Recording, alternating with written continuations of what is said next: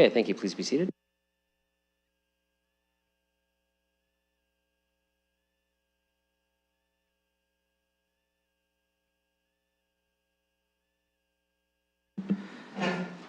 All right, that brings us to item 5, confirmation and signing of the minutes of previous meetings. We have the 10th meeting held May 14th, 2024. I look for a mover and a seconder of those minutes.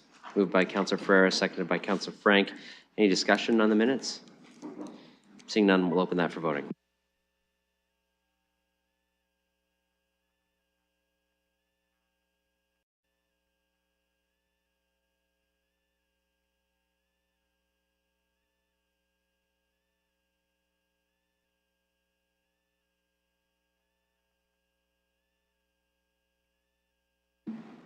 Closing the vote, motion carries 14-0.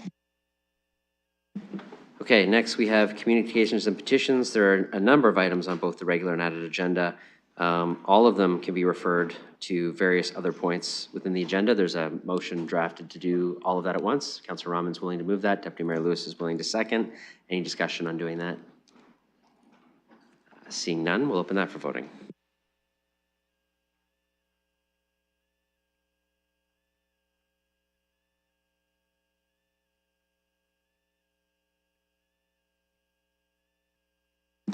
Closing the vote, motion 0.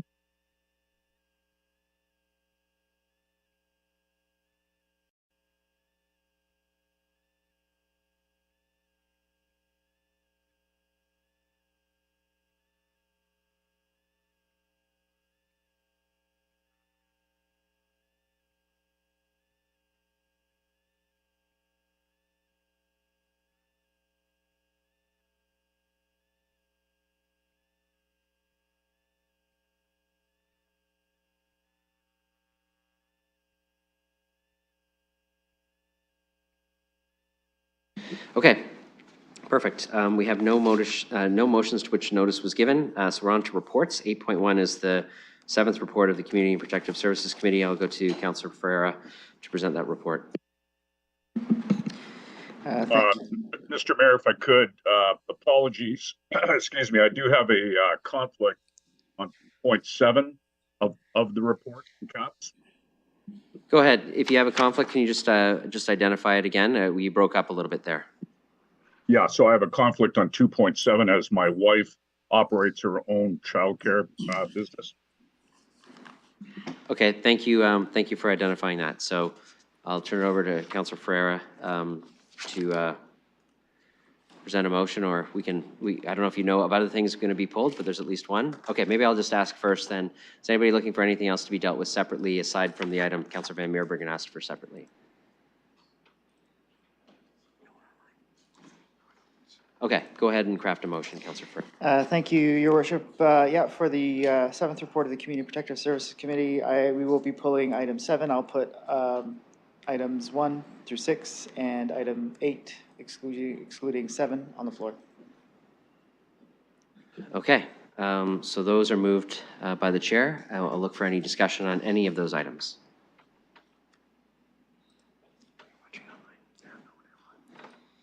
Okay, there is no discussion on any of those, so it's moved by the chair. We'll open that package of items for voting.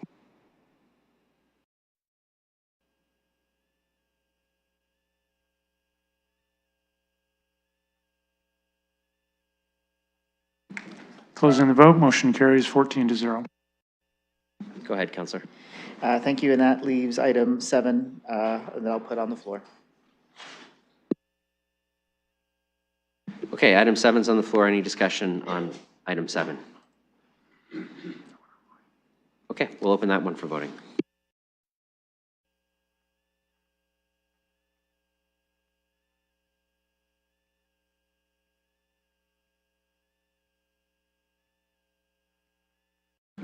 Closing the vote, motion carries 13-0 with 1 recuse. And that concludes my report for the 7th report of the Community Protective Services. Great job, thank you. Well, on to 8.2, the 8th report of Civic Works Committee. I'll turn it over to Councilor Hopkins. Yeah, thank you, Your Worship. I will be putting items 1 to 14, pulling 15, and adding 16. Okay, does anybody else want anything separate? So looks like just 1 to 14 for now, unless there's something else people would like. Okay, I'll let you craft a motion, Counselor.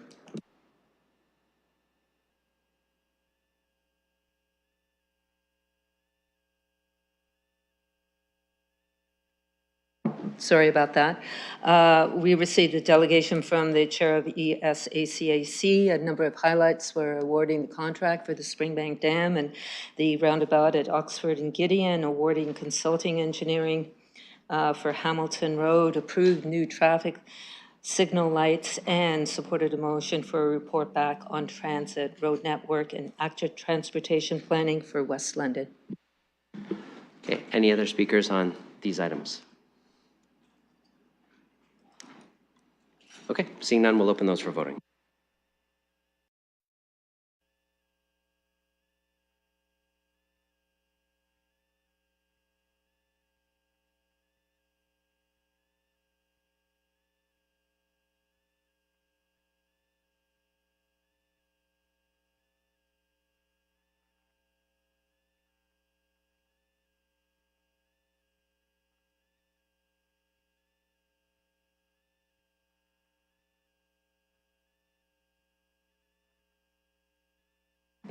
Closing the vote, motion carries 14 to 0.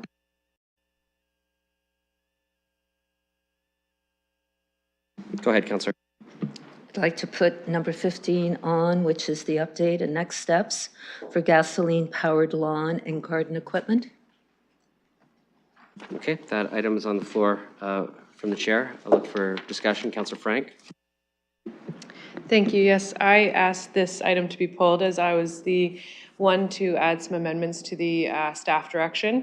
And I was hoping to pull it and specifically vote against my amendments, so which are D, I, but leave the staff recommendations, which were part A, B, and C of this motion, because I think that work can continue and it will be good to move forward on that item.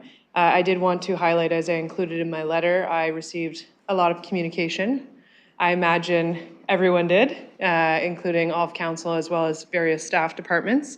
But after listening to the feedback from residents from across London, it was very clear to me that the 8 a.m. to 6 p.m. suggested proposal for limiting gas equipment was too restrictive, and therefore I'm hoping to pull it now so that we can continue with the work that staff are doing, and perhaps seeing where that goes instead. So formally just wanted to pull this, retract it, and vote against it so that we can move forward on this item.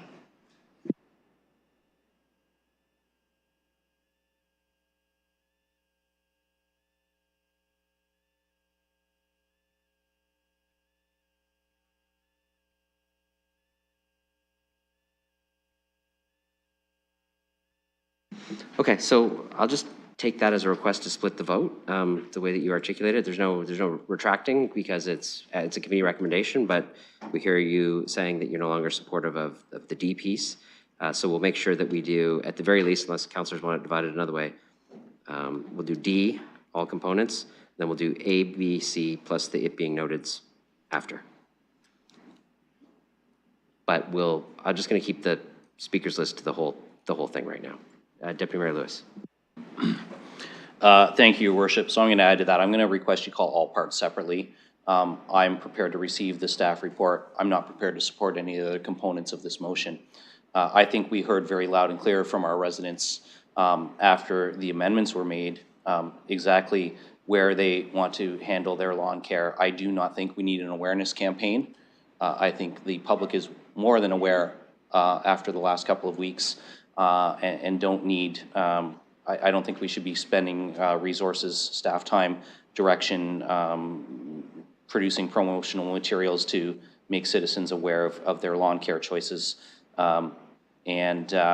With regard to, continuing on emerging best practices, well, I think that work is always happening.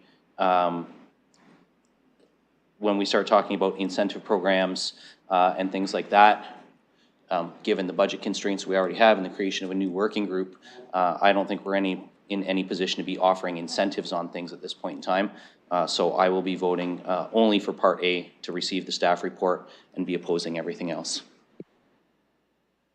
Okay, so it's a further request to break it down, all parts separate. I'm going to suggest A and the it being noted to be attached together, because I'd like to be able to give people the opportunity to, there were communications sent, the it being noted recognizes that. So now it's going to be A, the it being noted, then B, then C, then all components of D as all separate votes. All of D will be all together as one, though.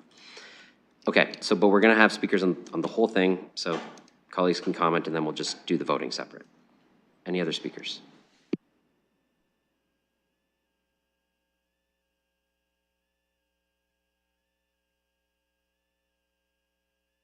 Yes, Councillor Van Meerbergen. Thank you, Mayor. We have to remind ourselves that certainly voting age Londoners. You're breaking up a little bit, Councillor. Maybe mute and then unmute and see if that helps.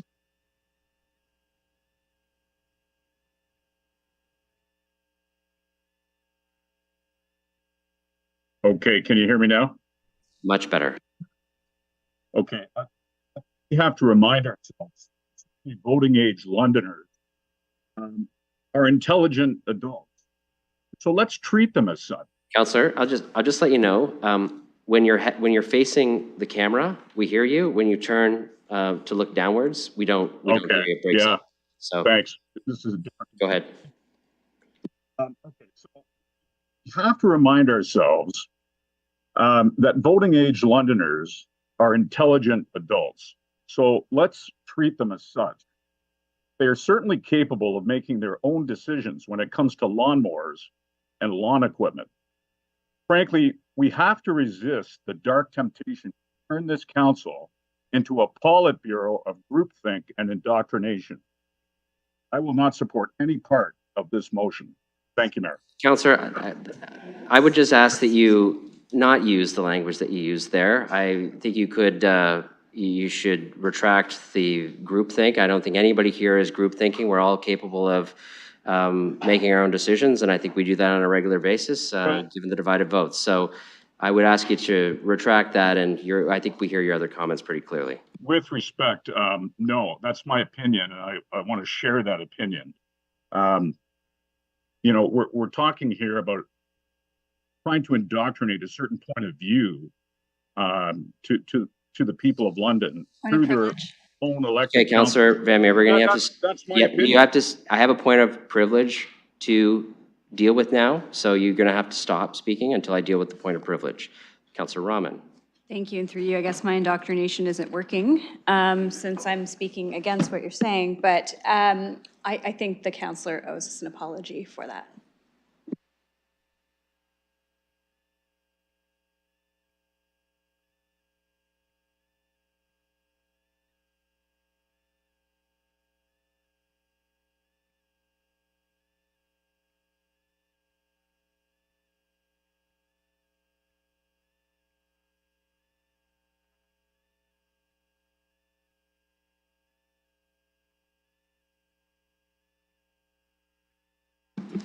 Okay, so on the point of personal privilege, I have to say I agree with the councillor. To Councillor Van Meerbergen, I'm going to ask you to retract the term indoctrination. Nobody is doing indoctrination here. That is not how council operates, and you can express your very clear opinion, but we're going to do so respectfully and with language that does not make significant assumptions about other councillors and what influences their votes. So I would ask for you to retract that, and if you choose to, you can rephrase it, but you need to retract the term indoctrination. Okay, so once again, with respect, to my knowledge, I have not used any unparliamentary language. I have not singled out any individuals. I'm calling this a temptation. It's a temptation to go towards that area. And so that was clearly spelled out in my words. And so I will not retract, because we do have freedom of speech within our limits. Yes, Counselor, and I'm asking you to retract the way you said it the first time, the way you said it when you said it was a temptation to go down a path that is very different from outright saying it, which is what you Well, said. here's what I said. Frankly, we have to resist the dark temptation. I use the word temptation to turn this council into a Politburo of groupthink and indoctrination. That's it.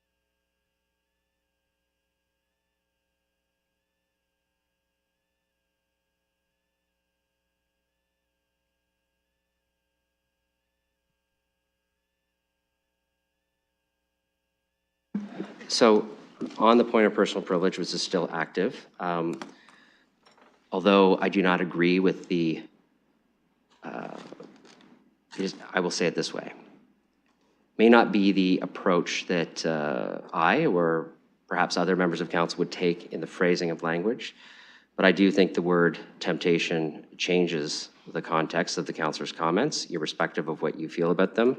So I'm going to deem that adjusted language as dealing with the point of personal privilege, and the point of personal privilege is dispensed with. And you can challenge the decision of the chair on that if you like, but we'll leave it at that. And if the chair is challenged, I can outline the next steps. But this would be the point if you want to do that. Otherwise, I'm going to deem this. I have another point of privilege A point of privilege. on this. Okay, well, you need to deal with, this one is dealt with. So unless you're challenging the chair, this one's going to be dealt with. So this is your time to do so. If you're going to call another point of privilege on the exact same thing, it's better to just deal with challenging my decision than doing a second one. If it's completely unrelated point of personal privilege, then I can entertain that. I just want to be clear. I don't want you to lose your opportunity to challenge my decision on that. It's not specifically related in terms of the word that you're calling out. I take issue with being referred to as the Politburo. I think it's out of line. I think that that language is inappropriate. This isn't the Cold War. This isn't the Committee of Un-London Activities. And I think it's disparaging to council as a whole to use that language.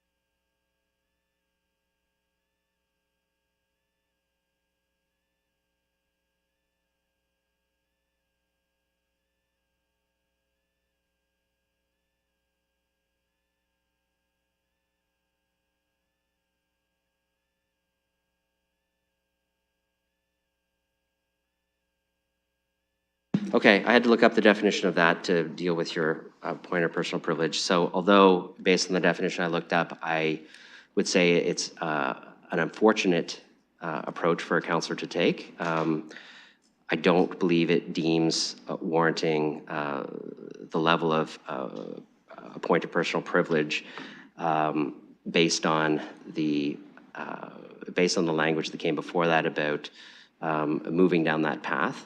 So it's the same as I kind of ruled before on a different part of the language, that I'm going to deem it as dealt with. And generally caution colleagues to try to use better language, even on the right side of the line. So you can challenge me if you'd like, Councillor. I'm going to challenge you because I'm quite tired of allowing it. Okay, so here's what's going to happen, colleagues. I've ruled the point of personal privilege to be dealt with. The councillor disagrees with that and is challenging my decision that it has been dispensed with. So we will move to a vote on challenging the chair. It'll be the decision of the chair to be upheld. So if you agree with me that the point of personal privilege is dealt with, you can vote in the affirmative. If you disagree that it's dealt with, then you vote in the negative. If it is not dealt with, then I will have to proceed to next steps on addressing a point of personal privilege well, I'll outline those at the time. But is that a question? Yeah. Go ahead. Sorry, thank you. Just realizing many of this council wouldn't be aware of what next steps is, just Sure, I will can outline we it. So procedurally outline what that would be? yes, and I'm going to take some leeway as chair to explain to colleagues the path that we're on so that you understand where we're headed, because this has only happened once before when I'm on council. If council votes to say that my decision stands, it's dealt with. We're done. If council votes to say that my decision at the point of personal privilege is not dealt with, then I will ask the councillor to retract that specific language. It'll be up to them to decide to or not. If they do, then I get another chance to deem it dealt with based on the new information. If the councillor refuses, then I move to the disorderly conduct section of the code of conduct, and we'll have a vote on whether or not to remove the councillor from the meeting for the remainder of the meeting for disrupting council based on not retracting a point or addressing a point of personal privilege. So, but we're on step one of all that right now. And many of those things are not debatable, just so you know. So we just kind of move through the process of decision making. So, Councillor Van Meerden, I know you have your hand up, but I actually have to deal with the challenge to the chair first before we go to anything else, because that has been formally done. So the vote that was before us is that the decision of the chair, the ruling of the chair shall be sustained. So I've ruled that the point of personal privilege is dealt with. So if you agree with that, you vote yes. If you disagree with that, you vote no. Yeah, this is not debatable, so we're just going to put that motion up.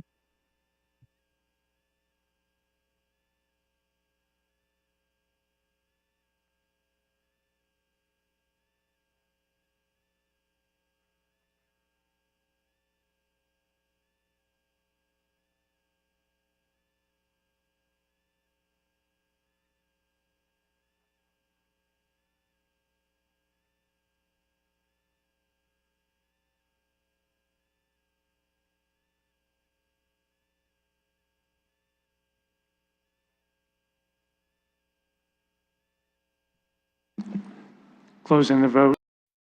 Carries 8-6. The ruling of the chair is sustained. Okay, so the point of privilege is dealt with.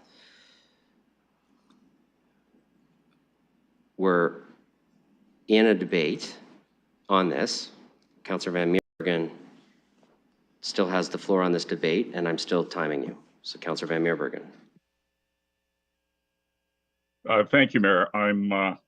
I'm finished. Thanks very much. Other speakers on this?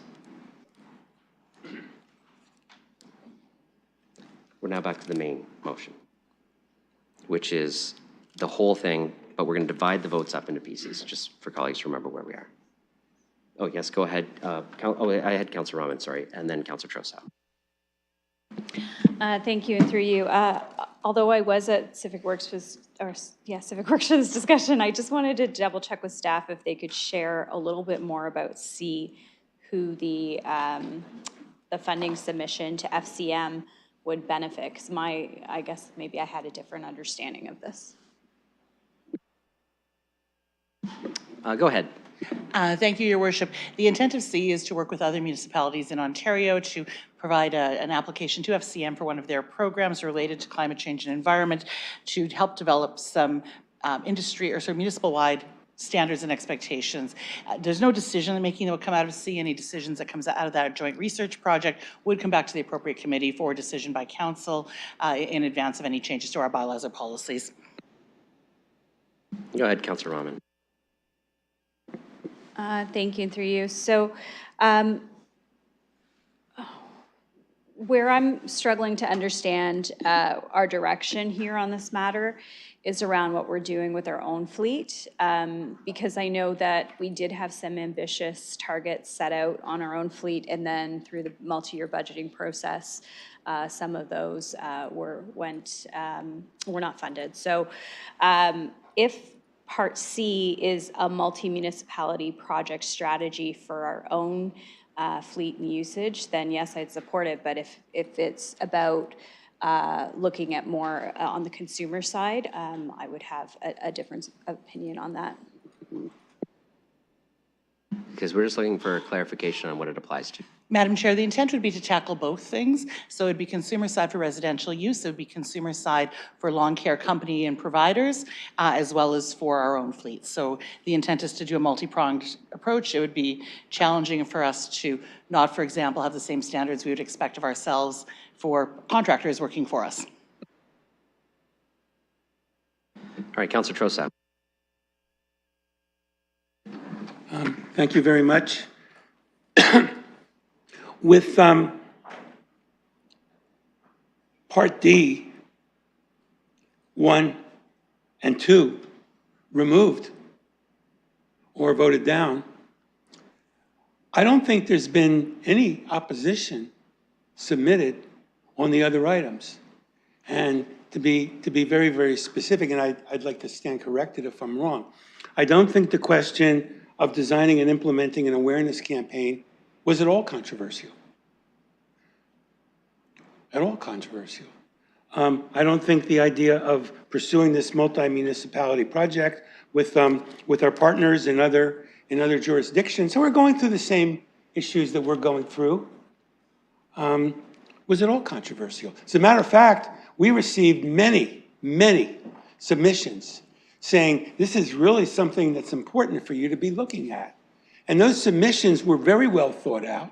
And some of those submissions went into great detail, attaching scientific bibliographies, talking about some of the health implications of emissions, of moving around particles, and noise pollution.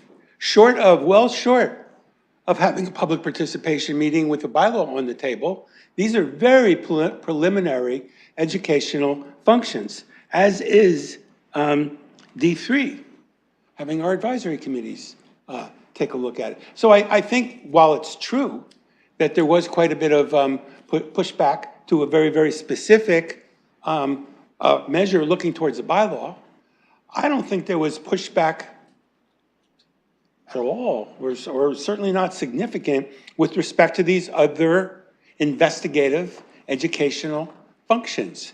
And I think it would be a real shame if we see that these other jurisdictions in Ontario are moving ahead with this multi-municipality project, and we're told here we can't do it. So I want to at least give the staff the benefit of being able to follow through on what was in the report. So I think certainly A, B, C, and Clause 3 about advisory committees, I think should all stay on the table and would help move this discussion forward. Not right away. There's no call to do this within a certain amount of time. But I think this is a good discussion for the community to have, because we have been hearing loud and clear from many residents that they want this issue addressed, which is not to say exactly how it's going to be addressed. Those details will come later. But to just cut this short and say we can't submit this, we can't work on an awareness campaign, I think is a little bit of overkill. So I would urge councilors to support A, B, C, and part 3 of D. Thank you very much. Okay, we'll make sure that that's a possible voting option. I have Councillor McAllister next. Thank you, and through the chair, I just wanted to take this opportunity to acknowledge Councillor Frank. I think it takes a lot of courage to step on a political landmine such as this, Clearly, you struck a nerve with Londoners in terms of the lawn care issue, but I do applaud you in terms of your efforts to acknowledge it, correct it, and I do think that warrants acknowledgement. And I do just want to remind my colleagues that we're going to disagree on issues, but I would say please do so respectfully. Thank you. Thank you. Councillor Hopkins. Yes, Your Worship, just before I make my comments, I would like to go through you to staff just to follow up on Councillor Trousseau's question around advisory groups and getting information. And if A, B, and C are supported, would that normally go through the advisory groups to get information and information back to us? Go ahead. Thank you, Your Worship. Generally speaking, when we have policy changes that we're proposing related to our own equipment or to how we manage within the city and the community more broadly, we would take those to the relevant advisory groups. We also often end up on advisory group agendas because we've been requested to appear. We have been requested to appear on some of the advisory groups related to this matter in the past. We've got some pending requests that we anticipate in the future that we have said we would wait, obviously pending the direction from council. So I don't know that we'd be precluded from speaking to the advisory groups if we were to proceed with A, B, and C without D. Your Worship, and through you to staff, I would definitely encourage you, if this is passed, to do so. I would like to make a couple comments. First of all, I want to thank staff for their presentation at Civic Works and for the work that they've done on this. This has been an ongoing issue. I know it's been an ongoing issue in the ward that I represent with gas-powered equipment. I applaud them for doing the extra work and the education piece and working alongside other municipalities as well as stakeholders in the community. I think that's a really important part, as well as opportunities to take advantage of some funding. I do want to thank Councillor Frank as well for her courage. I think there's no other word to say that. The motion, I was disappointed that it is being withdrawn. I know it wasn't perfect. I think we do have a process, public participation. How can we improve that motion? Would have been a discussion that should have happened. What ended up happened was a lot of loud noises coming at us, really not understanding even what that motion meant. So I do want to thank her for bringing it forward in a respectful and professional way. I would encourage this council to support the work that staff has been doing up to date and the work that is needed in the education piece going forward. So supporting A, B, and C is what I would encourage this council to do. Thank you.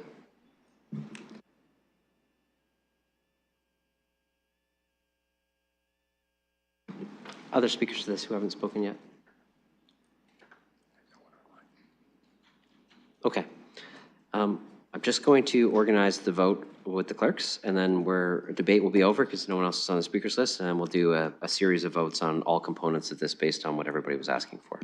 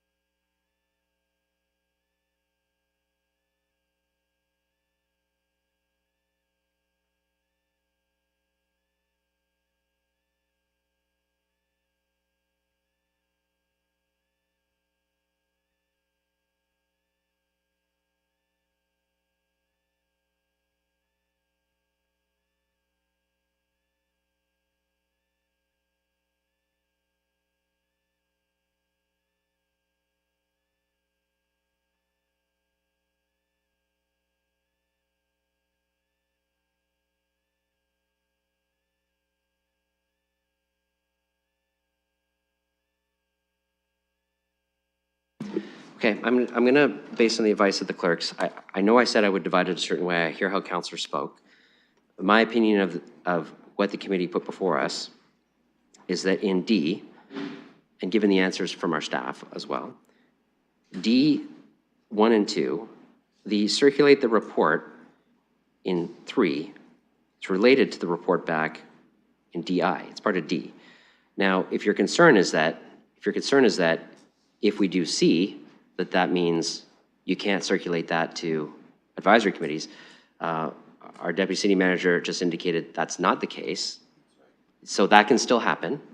So I'm going to keep D altogether, because if D3 is not successful, it does not preclude C being circulated to advisory committees should that be the case, that it passes. Okay, so that way we just keep it tight and we're not having an odd, we might be left with a piece that makes no sense, and I want to try to avoid that given the committee's recommendations. So that means we'll do all of D, and then we'll do A, and then B, and then C is how we'll vote.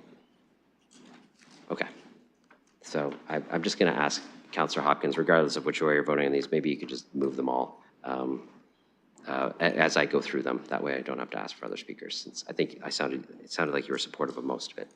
Okay. All right, okay, so we're going to put D on the floor first. Can I make a point of order? Sure, make a point of order. In light of the fact that D talks about the work of the Community and Protective Services Committee, I'm wondering if that becomes moot too, because the Community and Protective Services Committee is well able to control their future agendas if they need to do that. So I would agree that 3 under D is not necessarily in light of what the deputy city manager said. So I think that D might even be ruled beyond. I don't know. I just want to try to make this a little simpler, and I think D is not necessary, including part 3, which I previously thought was, but in light of what she said, it's not. And I don't know if that last sentence made any sense. Yeah, so we are in alignment on D, 3. I disagree. The committee has passed a recommendation on D. It's all together. Doesn't matter what committee. Things come to one committee, they get reported back to another committee. This is a specific direction that this committee has asked for council to consider. It's before council. Council can send things to any committee. So the rest of it stays together and we vote on it. Okay. So that's dealing with the point of order. You've already spoken, so this better be a point of order, Council. Yes, it is a point of order, Yes. so I am putting D on the floor. Oh, okay, well, yes, you're putting D on the floor, yeah. Okay, so D's on the floor, all of D all together. Okay, we're gonna open that for voting.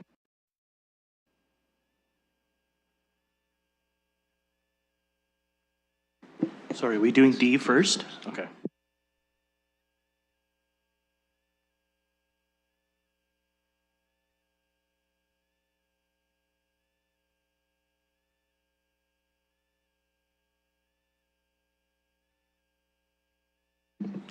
Closing the vote, motion fails 0 to 14.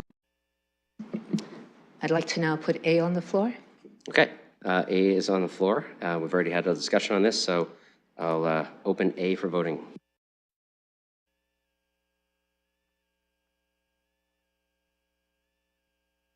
And just so you know, it has the "it being noted" clause attached to it too.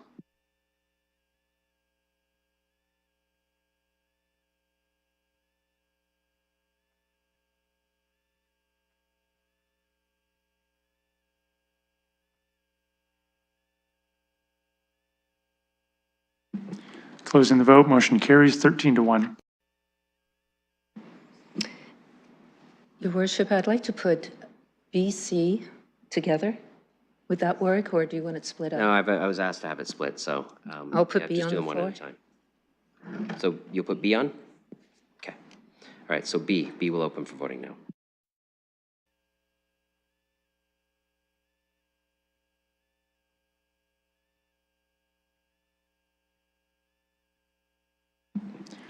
Closing the vote, motion fails 5 to 9.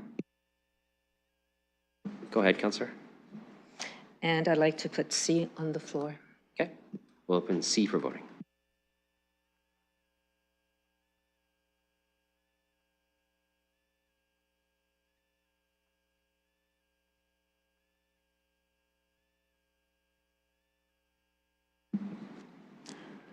Closing the vote, motion fails on a tie, 7-7.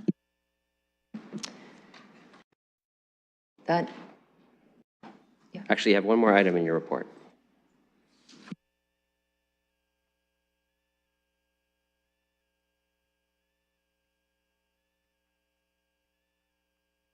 is that number 16? Yes, that's correct. I'll put number 16 on the floor, which is the Transit Road Network and Active Transportation Planning for West London. Yes, so that's on the floor. I'll look for speakers. Okay. So, yes, speaker? Okay, Deputy Mayor Lewis. Thank you, Your Worship. So I did not ask to have this pulled, but I will not be supporting it, and I want to share my reasons why.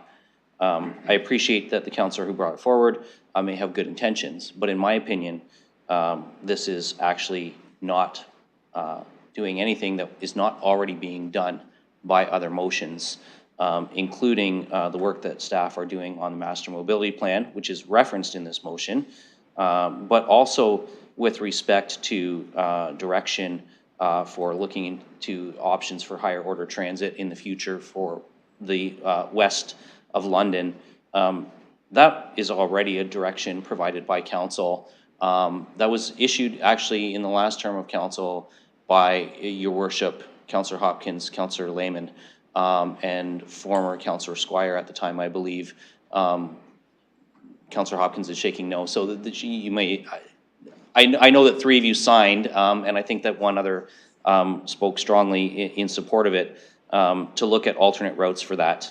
I don't believe that asking our staff to pull apart the work that's happening on the master mobility plan and do very site-specific or area-specific, what I'm going to call secondary plans, although that's not really what we're talking about here, but what I'm going to call maybe a mini plan within the master mobility plan is something that I want to direct staff to take time to do. I want them to finish the master mobility plan. And I think when we have clauses that say consider ongoing input from residents and businesses, I actually personally think that that's kind of, I personally take offense to that because I think that that's ongoing process that we do all the time. I don't think that that language is necessary or even really appropriate to be in a motion. At every planning committee meeting on developments, we have public participation meetings on things. There have been multiple public engagements on the master mobility plan, including here in chambers and out in the public at large. To say that, or to imply, which is how I take this, although I recognize that this is my personal view, not necessarily the intent of councillors, but to imply that that is not being done already doesn't sit well with me. And I'm just not going to continue to support motions that are asking staff to undertake work that they're already undertaking. So that's why I will not be supporting this. Councillor Lehman. Back in September of 2021, the previous council directed staff to deliver a multi-mobility plan. And at that time, I added a motion to that. And I'm going to read it just because I want to ask a specific question to that.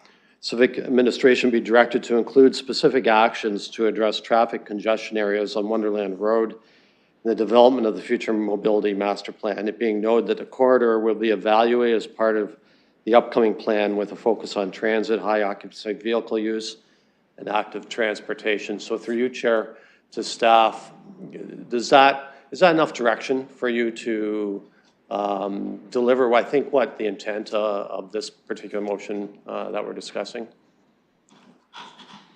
Go ahead. Thank you, Your Worship. Certainly that motion, along with the intended scope of the mobility master plan, would address A, C, and D. B is related to a much more granular level of transportation planning that is not a master planning level piece of work and will be referred to the transportation impact assessment for the pending development for the area. Thank you. Other speakers. Councillor Rahman. Thank you, and through you. So I'll be supporting the motion. as it was discussed, as planning applications were coming forward, and residents were sharing concerns, one of the challenges that I think we need to see as a potential barrier for participation can be that someone provides their opinion at one committee and that they perhaps perceive that that information is making it to staff, and therefore their input is now recorded in, let's say, the master mobility plan. But in the case of what we kept hearing repeatedly at planning during some of these applications, what we were hearing was, I don't support this project, and part of the reason I don't support it is because of transit and transportation related concerns, but that information would not make its way to the MMP unless the individual then went and shared that information individually. So I think that there is a bit of a disconnect. Yes, I know staff are there and they're hearing part of that, but the volume of that response, I don't believe is being effectively captured because of a difference of where it sits within a committee. So I understand that that's where this discussion came from. Residents are concerned. They're absolutely concerned. Business owners are concerned. We are hearing those concerns. So we're trying to find a mechanism so that residents and business owners feel as though they've been heard. And I don't think that because we passed a motion perhaps the last term of council to say that this term of council hears you is a bad thing. I think it actually says we hear you and we understand that because of the increased work that we're doing around high density development in these corridors, we realize that the strategy that maybe we had in 2021, that we also need to bolster that strategy even further. People are expecting us to respond accordingly based on the developments that are coming. One of the things that I added to the discussion is the it being noted clause, and I see this as quite different and something that needs to be included. I do think that it's important that we highlight the fact that funds that were going to be used for projects in the north and the west were reprioritized. Because when we go to make decisions later on, I think it's important that we reflect on how we've spent dollars that were earmarked elsewhere, because right now they're having impacts. And so I do think that's important that we continue this conversation. I think this is an opportunity to do so. I thank Councillor Trasa for bringing this forward.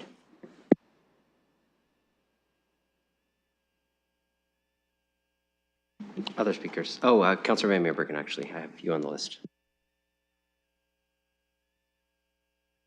Thank you, Mayor. I think we have to admit to ourselves, I mean, we're a city approaching 500,000 people, 500,000.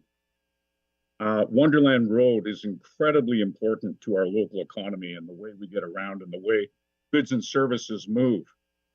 We have to admit to ourselves that we're at the point where the only real relief is going to come with road widening, the widening of Wonderland. And that was always the policy for, I believe, at least a couple of decades for the City of London. And as late as the last council, that was the go-ahead.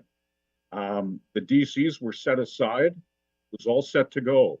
In the last term of council, we even started having community meetings about the road widening of Wonderland from Southdale to Sarnia Road. And that has been set aside, in my view, a wrong-headed policy, but it's one that's going to inevitably have to be reactivated, because that, in the final analysis, will be the only true relief. Thanks, Mayor.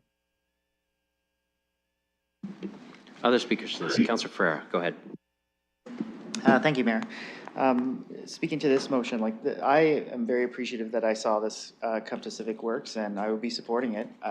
It would be motions like this, especially when we start talking about congestion in the area and those developments, as Councillor Rahman spoke to, in the area, that would have me carry the needle over for me to approve certain applications that we see coming forward. We do see that there's another item that's going to be coming. I'm not going to speak to it specifically, but that item basically says, you know, that it's a rapid transit corridor, And as we all know, we don't have that higher order transit in the area. So it would be something like this that would make sense for me to approve applications that I'd like to see, approved going forward. So I will be supportive of this. I think this makes complete sense. And as far as I see it, alleviates the concerns with congestion and the traffic that we will see as we start seeing more intensification. So I do hope that we can support this motion. This is something that the city needs, especially in this area. Councillor Frank. Yeah, there we go. Thank you. I'll be supporting this motion because I think, again, staff are working on this, but this provides further clarity. And as we know, this area continues to be congested, very congested and heavily trafficked. I do think we need to avoid the temptation to continue with the status quo car-brained solutions, like ideas like road widening at Wonderland, and look at other options available to us through mechanisms like this and the Master Mobility Plan.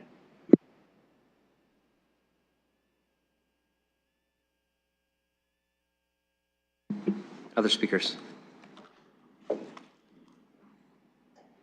Oh, Councillor Trostad. Thank you very much.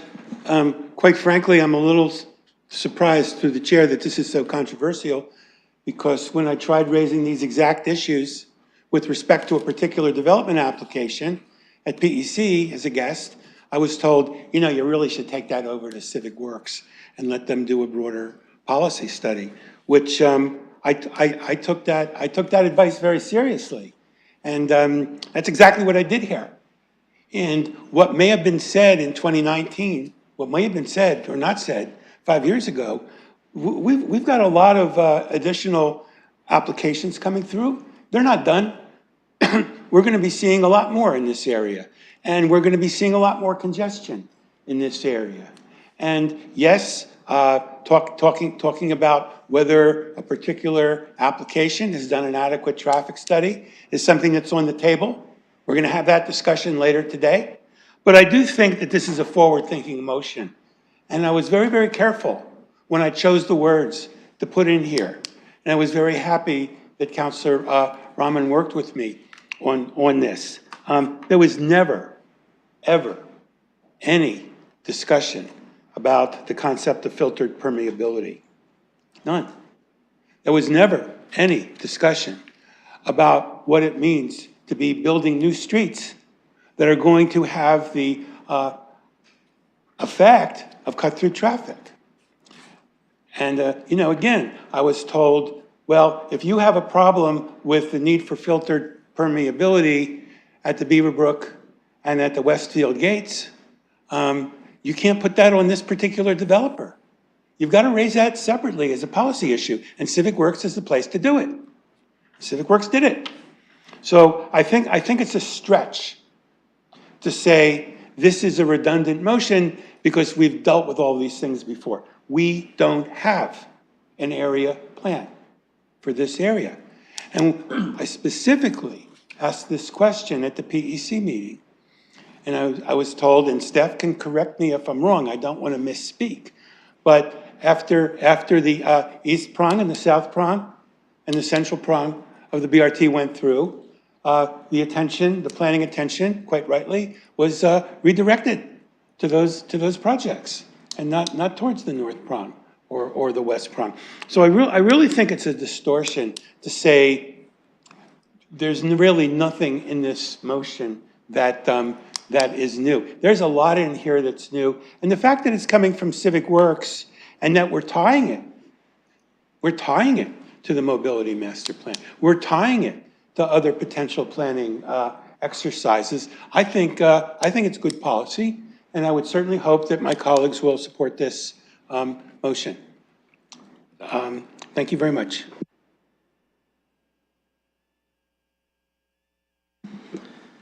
Other speakers? Councillor Hopkins, go ahead. Yeah, thank you, Your Worship, and I want to thank the councillor for bringing in this motion. I too recall being at the PEC meeting and being told that this is where this motion should go to Civic Works Committee. I know at PEC, many of the zoning applications for intensification, not only in this area, are all around how do we move. And we need to align our committees and share that information, especially at a time when we're going through the Mobility Master Plan. I understand there aren't any concerns with this motion. It really validates what we as councillors, and I in particular, in Ward 9, which is west of West, and how we develop and intensify and how we move around is a very important conversation in the community. That's what this motion is representing, the community and their thoughts and how, when we need to develop, how do we move around? So I would encourage every councillor to support this, I think, very important motion.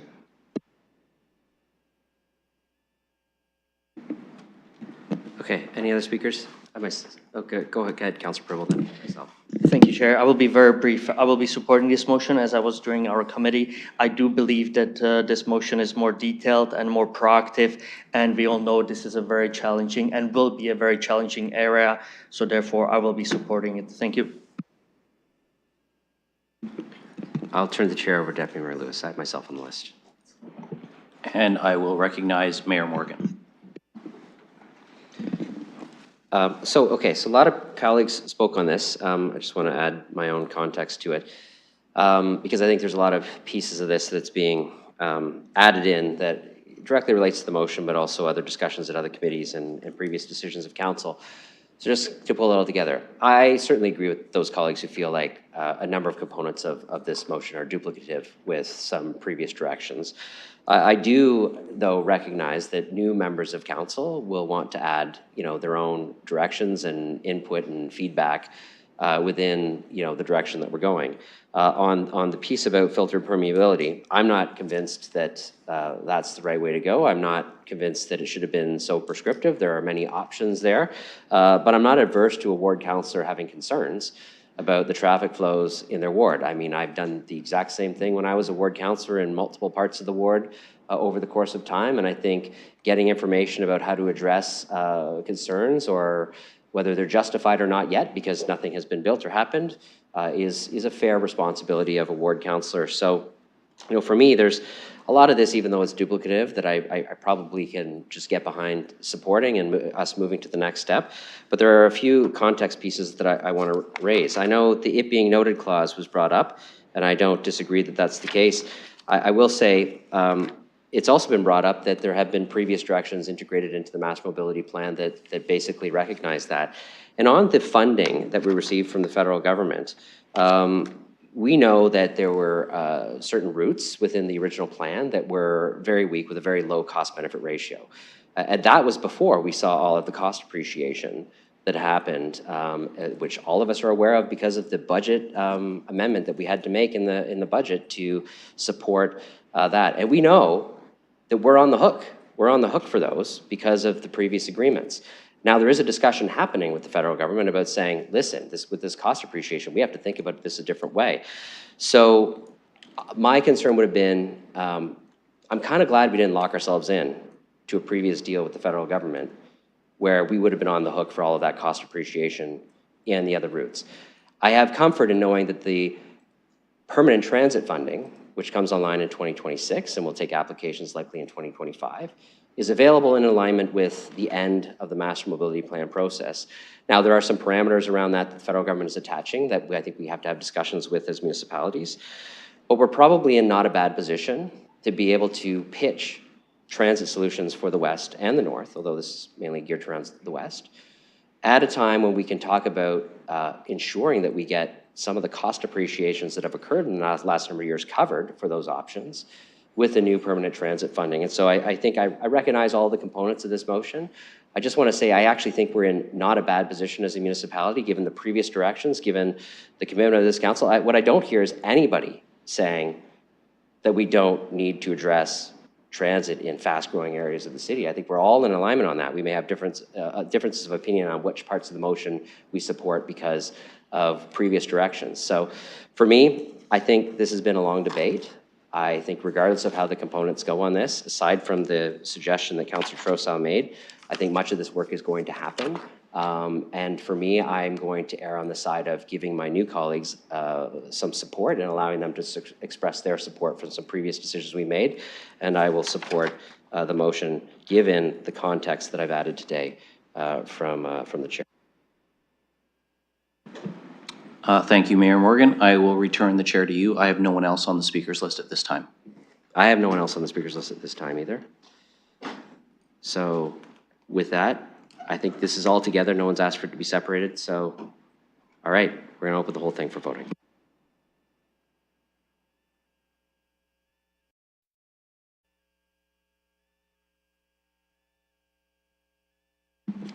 Closing the vote, motion carries 10-4. And that is my report.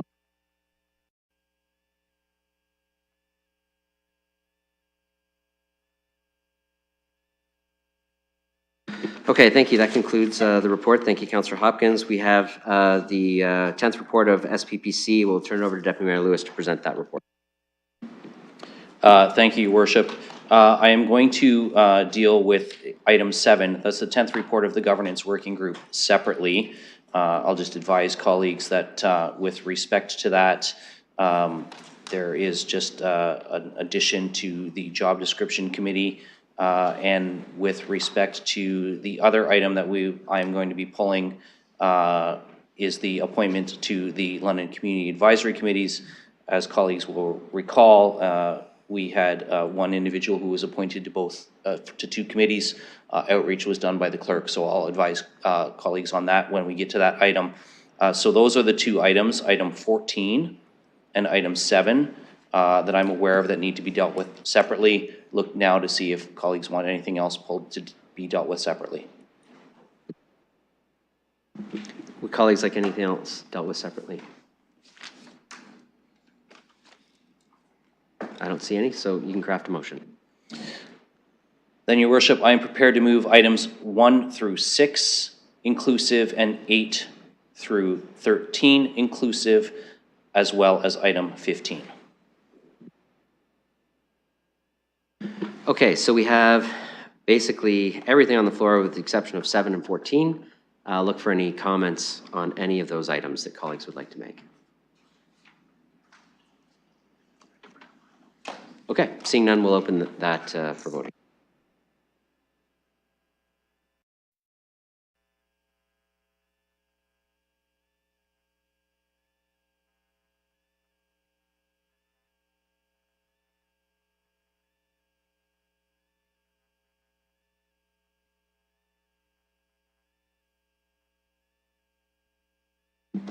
Closing the vote, motion carries 14-0. Thank you, Your Worship. I will now move to item 7, which is the 10th report of the Governance Working Group. As was indicated in my preamble, at the Governance Working Group, there was actually an indication from Councillor Cuddy that he had an interest in serving on the job description subcommittee as well. That was not captured in the SPPC direction, so I've had a request to pull this one so that we could amend item 7, clause 4.3 of the 10th report of the Governance Working Group. That is clause A, III, which considers the appointments to the job description subcommittee. Councillors Pribble, Hopkins, and Rahman have indicated interest in writing. Councillor Rahman to serve as the chair. I would like to amend that to include Councillor Cuddy's inclusion in this committee as well. And then I'm prepared to move that up, but I think because it's an amendment, I may need a seconder. Right, so because it's a committee recommendation, you'll have to move what the committee passed, and then subsequently you can move the amendment, which I do need a seconder for the amendment, and I see Councillor Rahman willing to second, which means we have the committee recommendation on the floor, but then we've amended it, so we're actually just speaking to the amendment now. I don't know if you have any further words on the amendment. I will not share any further words on the amendment. It's Councillor Cuddy, so if he wishes to speak to his involvement, I'll leave that to him. It's up to him to put his hand up if you'd like, which he did. So go ahead, Councillor. Chair, I'm fine, thank you, and I'd be delighted to serve on the committee under the chair of Chair Rahman. Thank you. Okay, any other speakers to the amendment, which is to add Councillor Cuddy to the recommendation? Okay, seeing none, we'll open that for voting.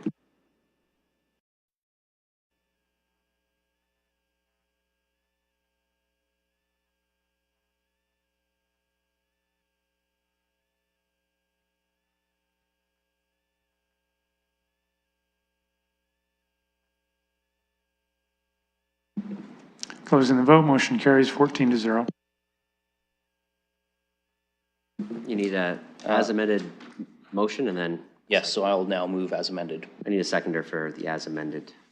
Councillor Hopkins willing to second. Okay, debate on the as amended motion, which now includes a piece about Councillor Cuddy's appointment as well. Okay, seeing none, we'll open the as amended motion.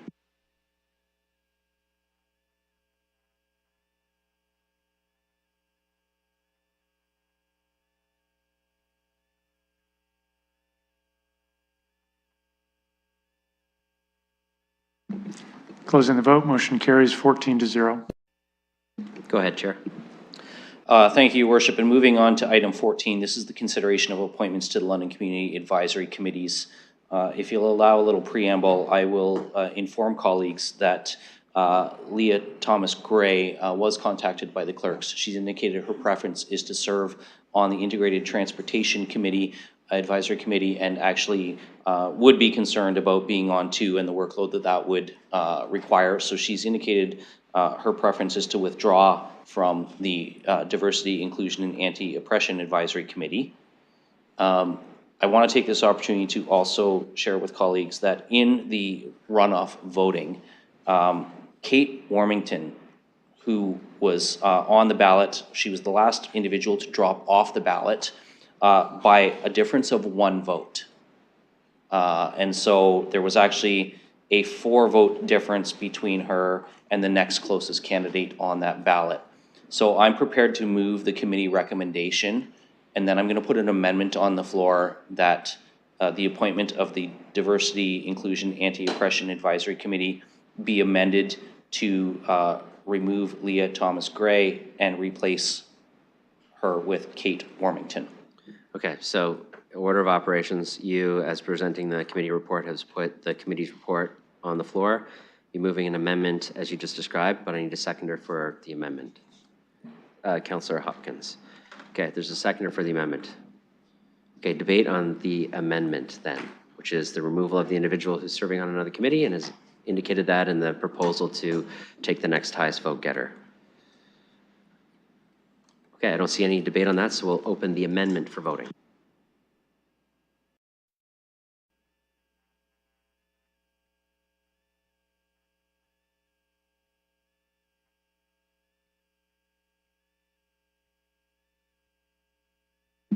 Closing the vote, motion carries 14-0.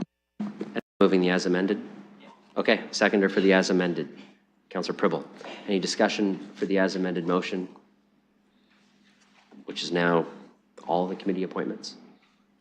Okay, seeing none, we'll open that for voting.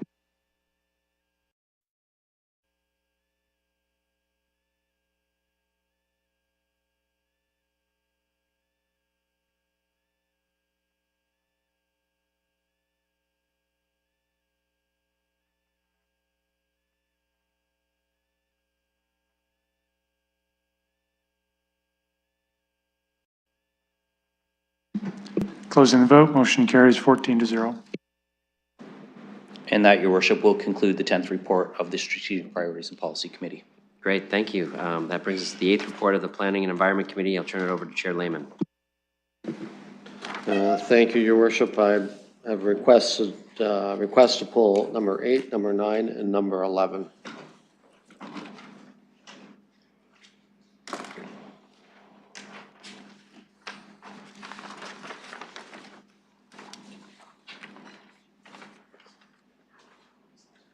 Would anybody like anything else separate besides 8, 9, and 11? Okay, I'll let you make a motion, Councillor. So I'll move items 1 through 7 and number 10 and 12.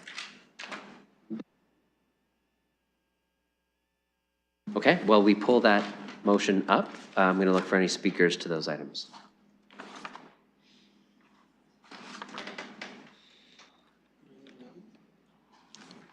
Right now, we're doing everything except 8, 9, and 11. So everything else. Okay, no speakers on the rest of it, which is moved. We'll just give a second to just get that motion crafted.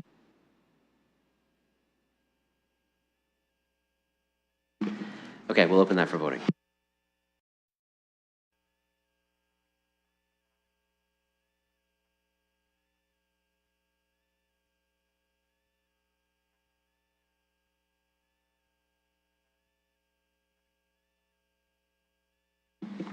Closing the vote, motion carries 14-0.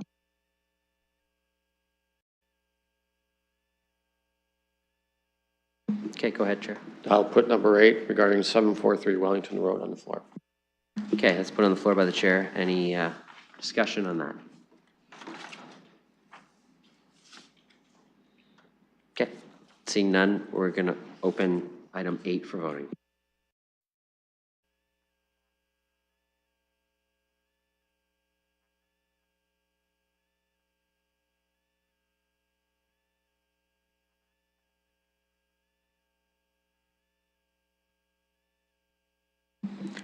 Closing the vote, motion carries 11-3. Go ahead, Chair. Thank you. I'll put number 9 regarding 530 Oxford Street West on the floor. Okay, any discussion on this item?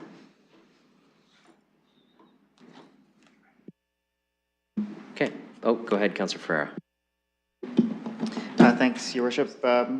So for this one, I traditionally was against it, but after we have approved the other motion, and I do see that as in good faith, it makes more sense for me to carry me over on this application. So I will be changing my vote and my original position, and I will be voting in favor for this one. Anybody else? Councillor Trosa?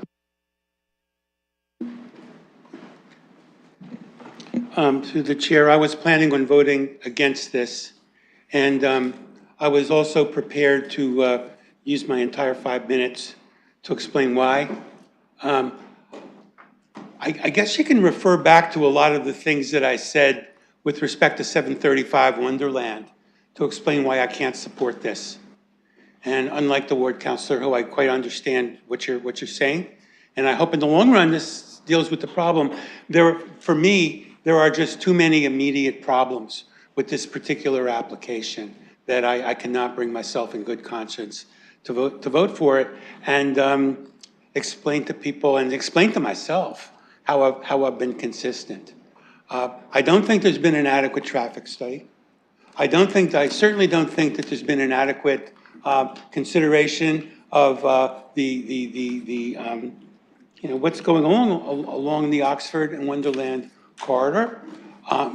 The comments that I made with respect to 735 Wonderland urged that in approving these development applications, we can depart from just looking at the borders of the property, and we could take a broader view in terms of how this fits in with other development applications. And for that reason, especially given the enormity of the size of this is much bigger. This one is much bigger than even 735 Wonderland. So I feel, in order to be true to some of the things that I've been saying all along and consistent, I'm going to vote no on this. And I may be the only one, but that's how I feel, and that's what I'm going to do. So thank you very much. Other speakers to this item? Okay, seeing none, we'll open it for voting.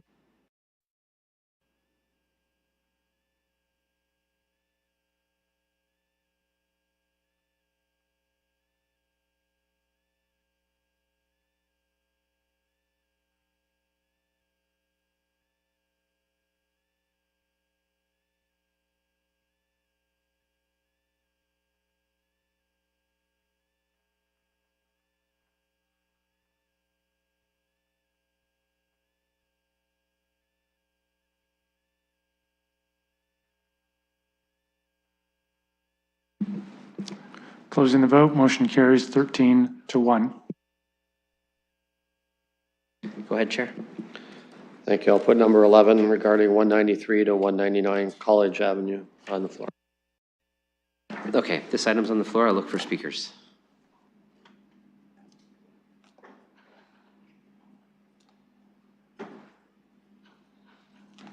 Okay, go ahead, Councillor Trosa.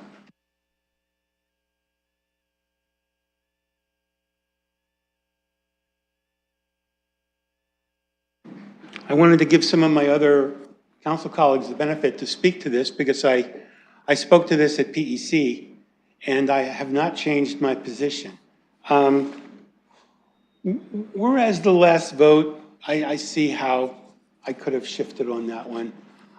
I'm really adamant on this one.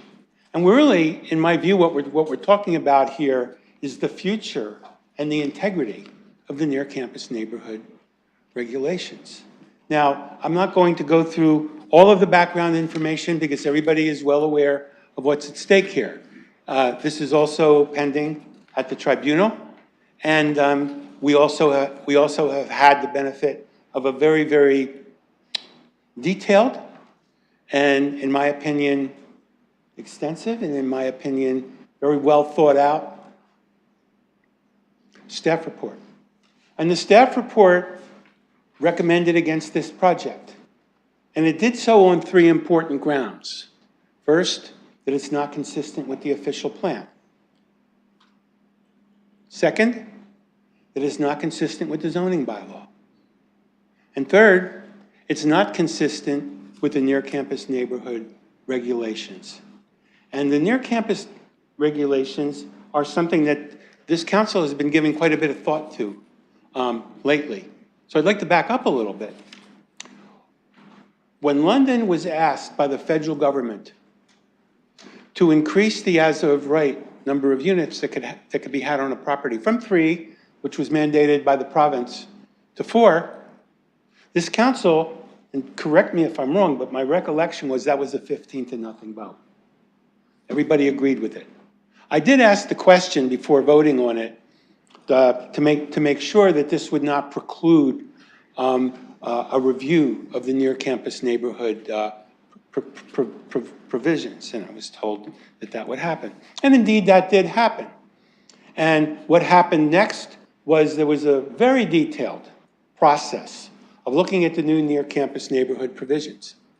And the neighborhood associations worked very closely together and with the staff to come up with what was, I think, heralded as a very reasonable compromise. Not as strong as the old near-campus neighborhood provisions were, but enough in there to satisfy the residents of the areas that they could support it.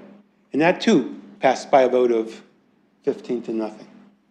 Now, certainly under these regulations, and under the 4-unit rule that this council has approved, one would have as a matter of right, subject to doing the measurements and looking at the floor area ratio, one would have as a matter of right the ability to build 4 units on a property.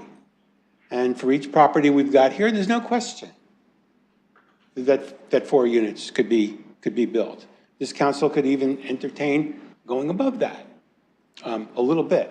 However, I think for this council to turn our backs on a very, very well thought out staff recommendation and to turn our backs on what we said we were going to do about the near-campus neighborhood. And remember, this project is not on Richmond Street. It's not the next house in from Richmond Street. It's in the middle of the block. There is no question that this project, whatever you want to say about the official plan and the zoning bylaw, is clearly not contemplated by the near-campus neighborhood regulations. And I think I called on people in my neighborhood and throughout Old North to recognize that the old days of single occupancy dwelling on one property are coming to a close, and that we are under increasing encouragement from the provincial government, 30 seconds, 3, and the federal government, 4, to to up that.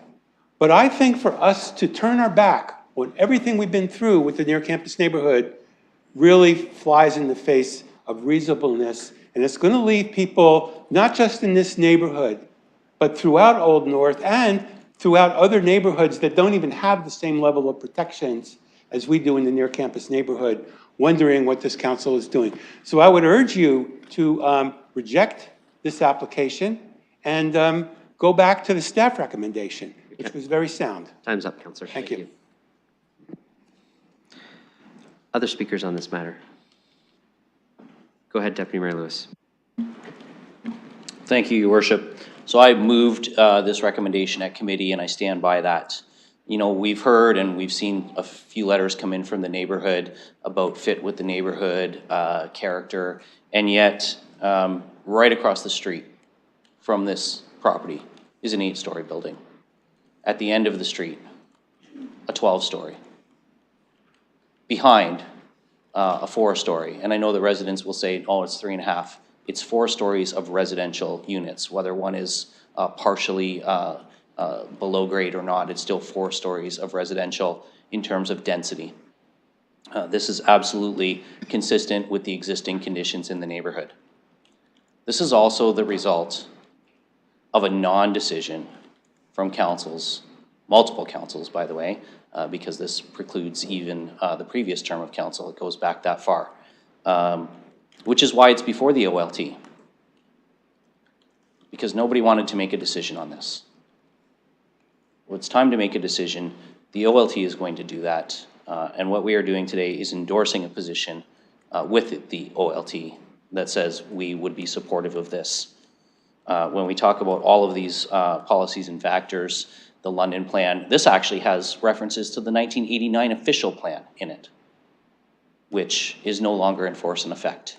So when we look at all of these things, we also have to be flexible and recognize the changing circumstances of the world we live in today, in which we have a housing crisis. And it's not just an affordability crisis. It is an affordability crisis, but it is also an inventory crisis. And when we look at what the existing conditions are in the neighborhood, 8 stories across the street, 12 stories at the end of the street, 4 stories behind, this fits with the character of the neighborhood. In a future London Plan update, as we're reviewing height and density requirements across the city right now, I'm sure that this would be consistent in the future. And I'm quite sure that when this goes to OLT, the OLT will be supportive of it as well. That's why I moved it, and that's why I'm encouraging colleagues to support this.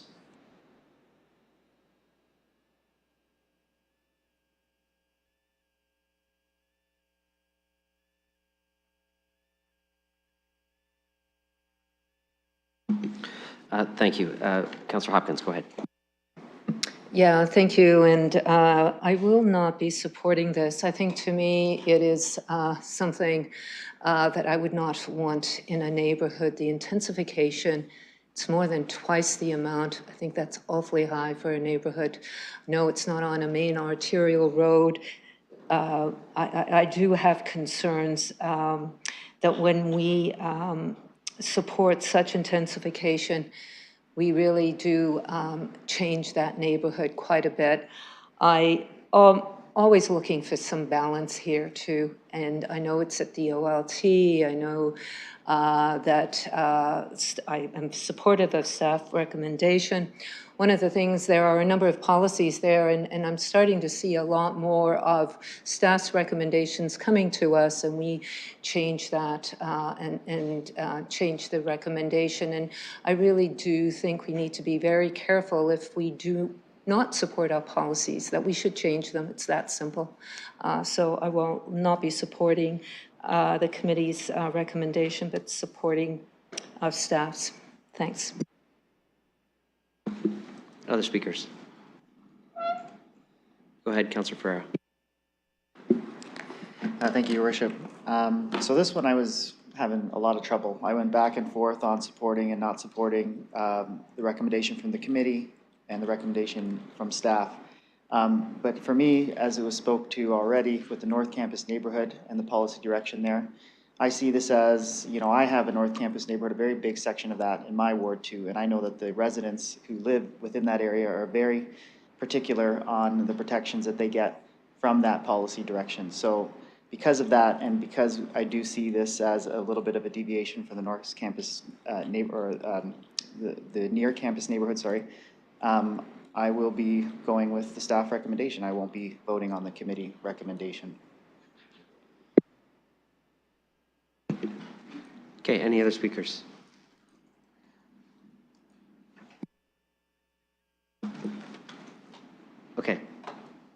Seeing none, then it's the committee's recommendation that's on the floor. So we'll open that for voting.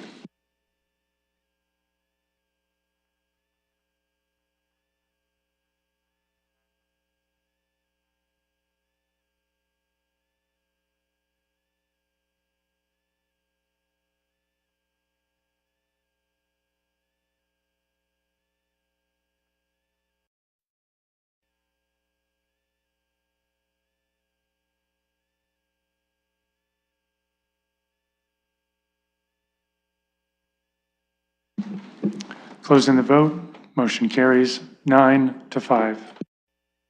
Councillor Lehman. Thank you. That concludes the 8th report of the Planning Environment Committee. Okay, that brings us to the 10th report of the Corporate Services Committee. That's Councillor McAllister, if you want to present the report. Thank you, and through the chair, happy to report the 10th report of Corporate Services Committee. I've got no request to pull any of these items, just noting for council that items 10, 11, and 12 were referred to a future Corporate Services meeting. So I'll move all items. Councillor Van Meerbergen, you want something separate? Yes, thank you, Mayor. I'd like 2.3, which is Councillor, you got to just face your computer so we can hear the items you want Sorry. separate. 2.3, which is 8, we call that separately. And if we could also call 10, 11, and 12 separately. Or you can call 10, 11, 12 together if that works better. Okay. I'll make a comment on 10, 11, and 12 in a second, but I appreciate the ask. Any other items that anybody needs dealt with separately?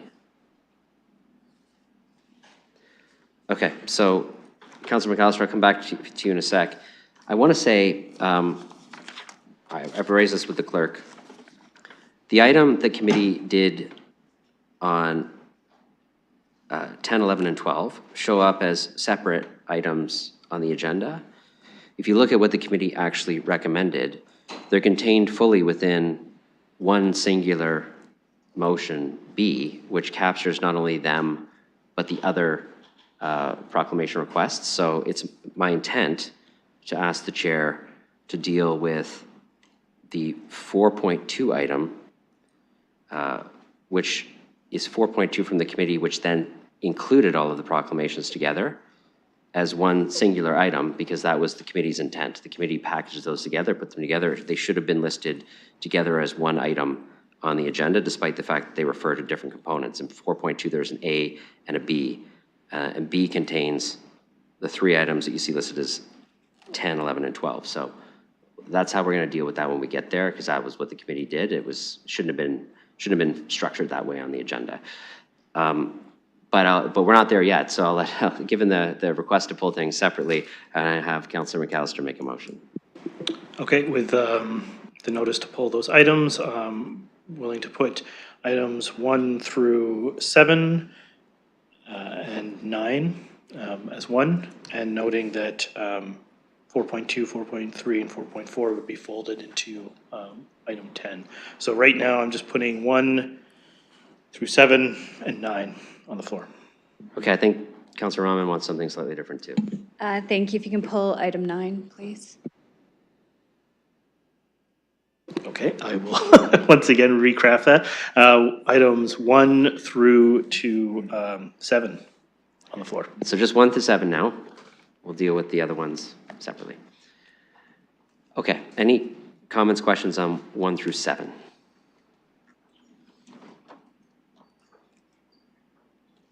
Okay, seeing none, then we'll open 1 through 7 for voting.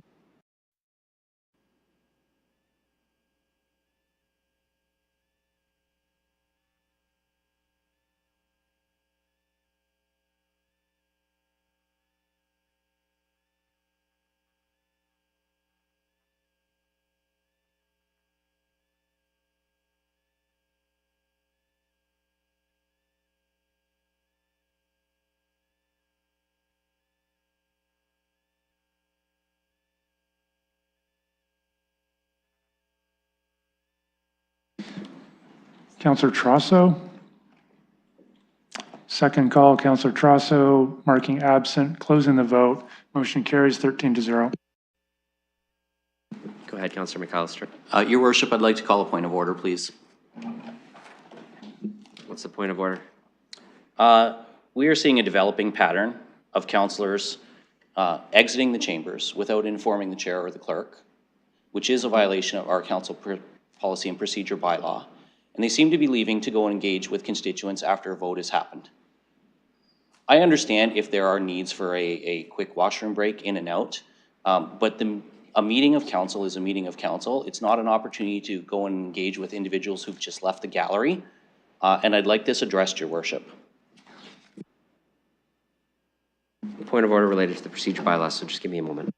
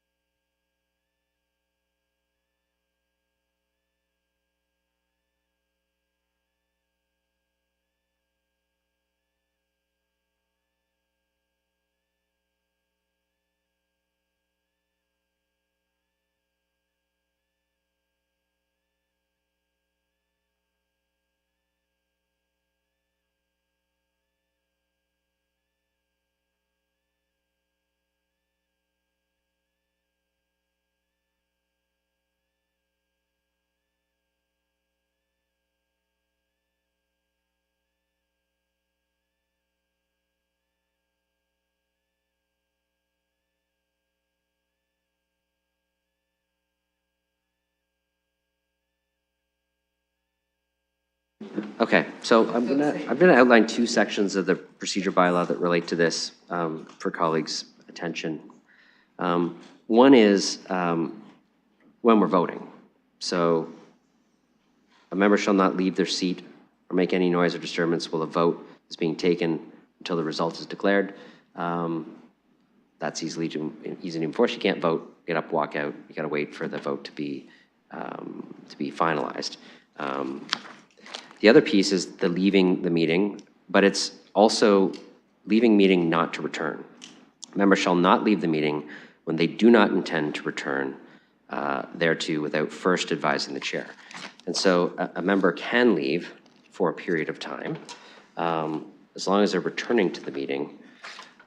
It has been a custom, although not outlined in the procedure bylaw, if you're going to leave for an extended period of time, to let the chair and the clerks know so that we're able to mark that down and note that in the record, which they tried to do.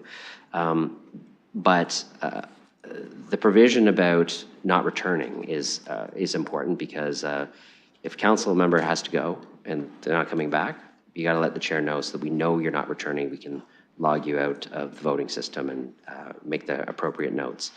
So I appreciate the concern raised.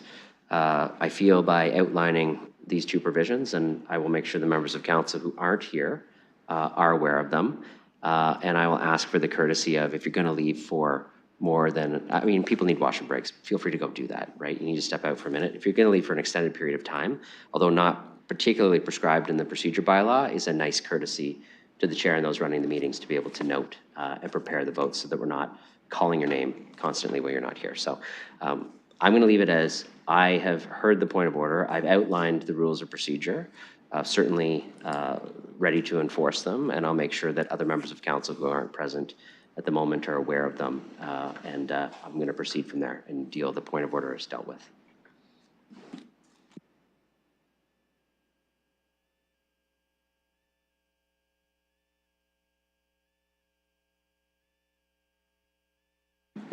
Okay, Councillor Hopkins, we don't have anything on the floor at the moment, so No, I do have a point of order. Okay, if you have a point of order, then you can say point of order and rise. Go ahead. As a follow-up, what is the process when you are online and you do not have your video?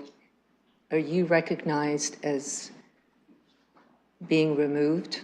Or how does that follow through when, how does the chair recognize a council member on the video when their camera is not on?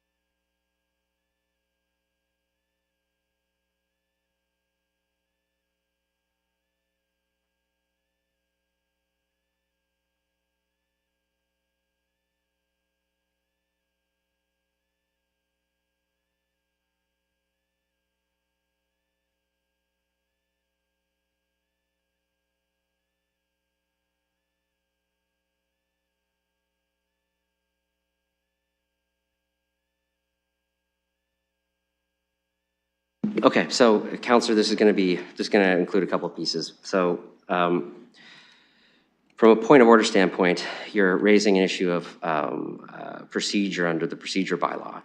So under the procedure bylaw, we actually don't have a specific rule about cameras on, off, attendance. Now, what council has done is established a separate policy related to this, which has two relevant sections, although I would remind you that the chair enforces the procedure bylaws for the proceedings of the meeting.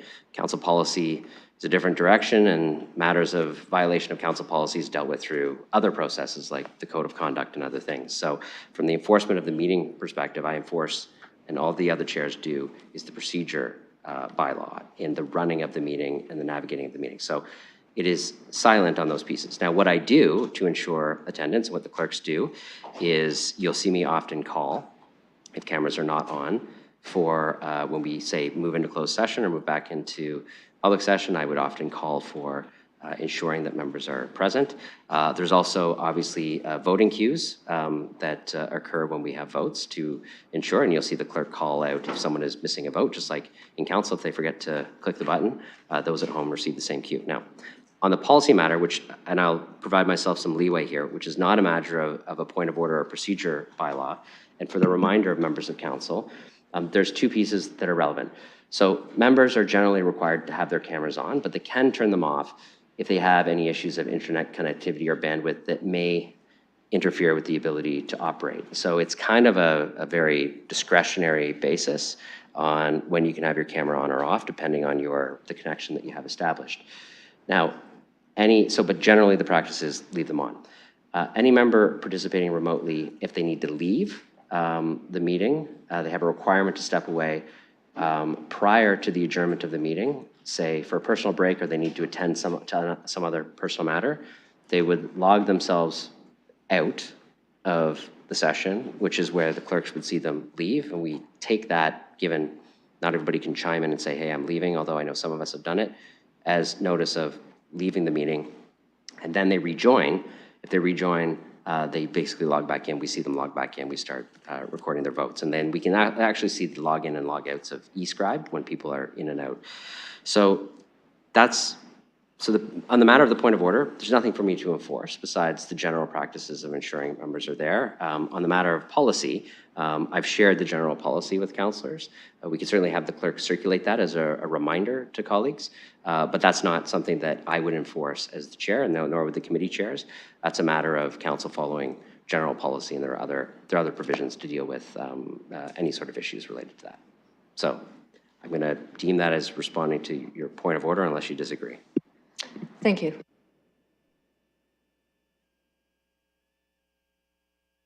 So back to Councillor McAllister, and we've completed one voting. Now we're on to another matter. Okay, thank you. Through the chair, I'll put item 8 on the floor. Okay, item 8 is on the floor. Moved by the chair. Any discussion? Okay, seeing none, then we're going to open 8 for voting.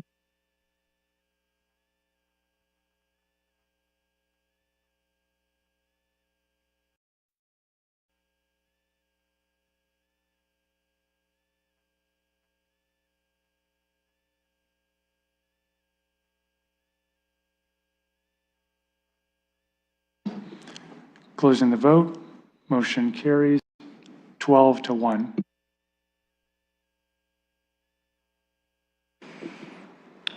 Through the chair, putting item 9 on the floor. Okay, number 9 is on the floor. I'll look for any comments or questions on 9.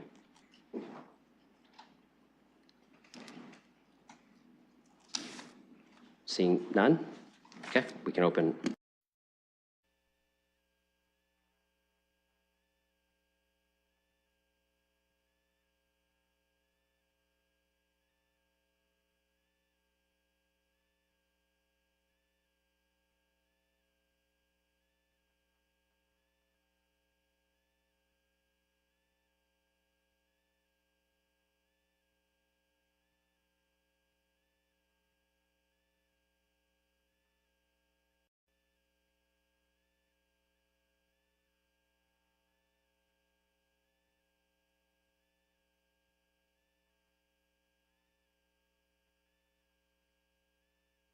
Okay, colleagues, Councillor Trosat wasn't actually logged back into eScribe, so we just have to do the revote with him logged in.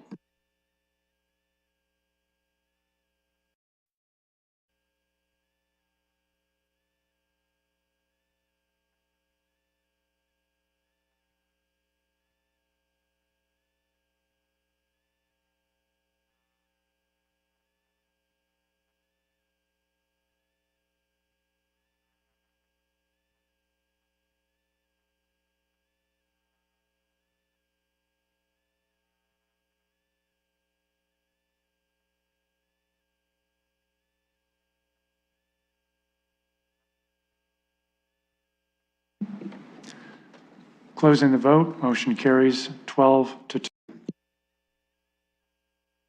Councillor McAllister? Okay, I'd like to put item 10 on the floor, which I believe now incorporates 11 and 12. Yeah, so item 10 is actually from the committee report, it's 4.2, which has both an A and a B. The A is the referred to a future meeting of Corporate Services Committee. The B is the direction to review the current proclamations policy, including blah, blah, blah, and then incorporates the piece of the proclamations that were in the committee's hands, as well as any future ones get caught up in that too. So I'll look to see if colleagues want any of that different. Councillor Lehman? Can we call the votes separate, A and B separately? Yes, we certainly can call A and B separately.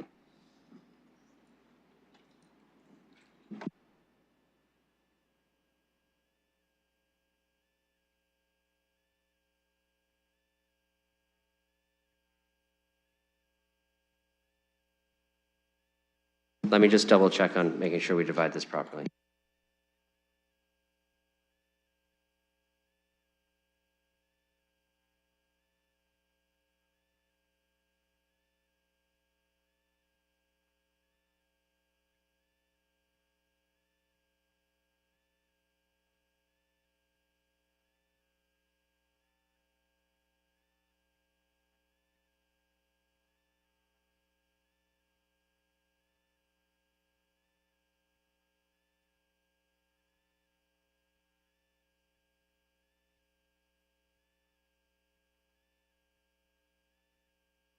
Okay, I just want to provide a clarification for colleagues, and if you want to make sure that this is clear, just look at the committee's report 4.2. So it's just formatted a little bit odd. The committee's direction on A was the issuance of proclamations, including the ones that were before the committee, be referred to a future meeting of the committee. So that captures A, like the referral of the 3 proclamations that were before the committee and future proclamations. So if you, for example, if you wanted to grant those proclamations, you need to defeat A because it's a committee referral of those. Like the committee is actually referring it. You can still have B regardless of what happens to A because it's a direction to review the current proclamations policy, including clarifying requests and reporting back to a future meeting because the policy can be reviewed and clarifying requests for proclamations can be made by individuals, that sort of thing. That can all be done independent of A. So there's the referral of the piece, and then there's the other pieces. So we can vote on them separately, but I just want colleagues to be clear. A will include the referral of the 3 that were before the committee as well as any future ones. B is the direction to review the policy. So hopefully that's clear for everybody. Okay, so I'll ask the chair if we can deal with them separately. We can do A first, which is the referral, and then we can do B after. But we can have a discussion on the whole thing if colleagues want. Go ahead, Chair. Okay, so I'll put item 10A on the floor. Okay, so this is the referral piece. Okay, Councillor Lehman, maybe we'll just deal with them separately and speak separately to them because people might have different opinions. I'm not going to try to mash this together. So the only thing on the floor is the 4.2A piece, which is the referral piece. Okay, Chair, I apologize, I'm going to touch on the review a bit in that I support the review, of course. I didn't support proclamations in the beginning when we looked at that in the last council. But I don't support the referral, and here's why. These proclamations have been in the works for a while now. People have put good faith work into getting them to this point here. To arbitrarily just say, well, now's the time we're going to review, and those ones before us, well, we're going to put those on hold to the review. I think we have a process in place. We should stick to it for those that are in the pipeline, and if we want to review it, which I support that direction as well. For sure, by all means do it, but let's not impede those that are already operating under the rules that we have set. Other speakers? Go ahead, Councillor McAllister. Thank you. Through the chair, and just for Council's awareness, none of these were pending in terms of the dates that they were requesting. We did acknowledge at committee that all of these are down the road. I believe fall is the earliest one. So there is ample time to review these.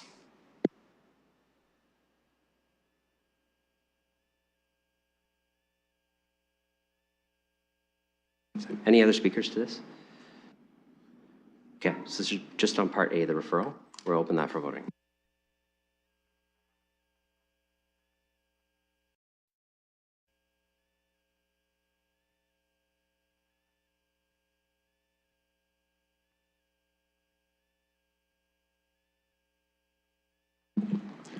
Closing the vote, motion carries 10-4.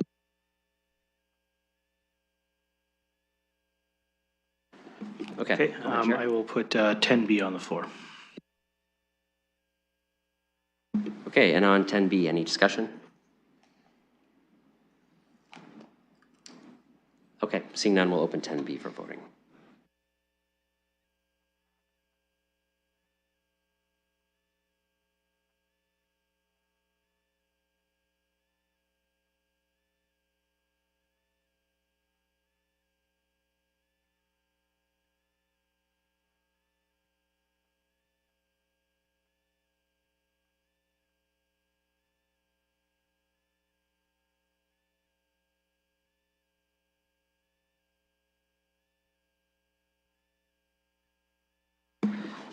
Yeah, that just needs to be fixed because we've already dealt with pieces of it. So we're just gonna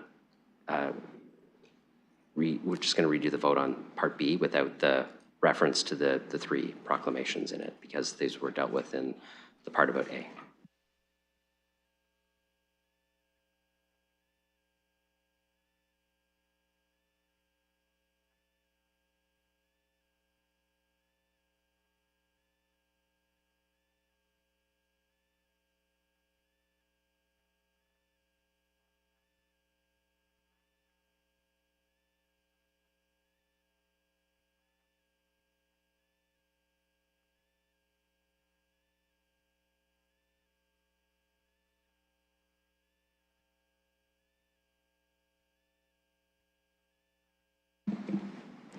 Closing the vote, motion carries 13-1.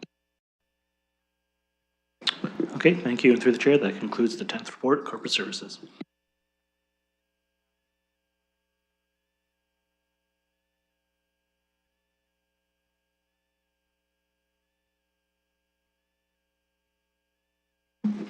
Okay, so now we're on to added reports. There's the report of council in closed session. Councillor Lehman's going to make the report on that. Now I'll report out the 11th report of council in closed session. Progress was made with respect to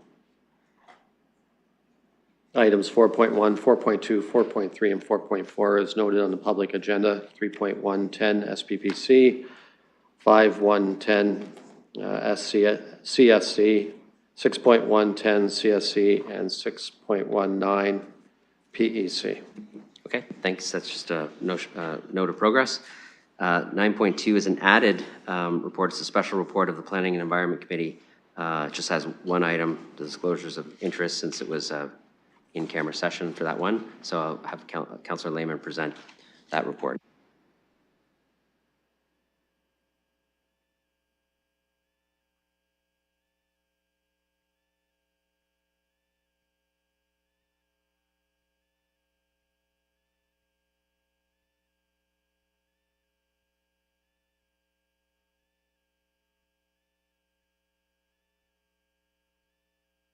So I'll present the 9th report of the Planning Environment Committee. Just being noted that there was no pecuniary interests were disclosed. We went in camera. Okay, I don't imagine there'd be debate on just the disclosures piece, so, but I gotta ask, so there aren't any? Okay, good, so we'll open that for voting.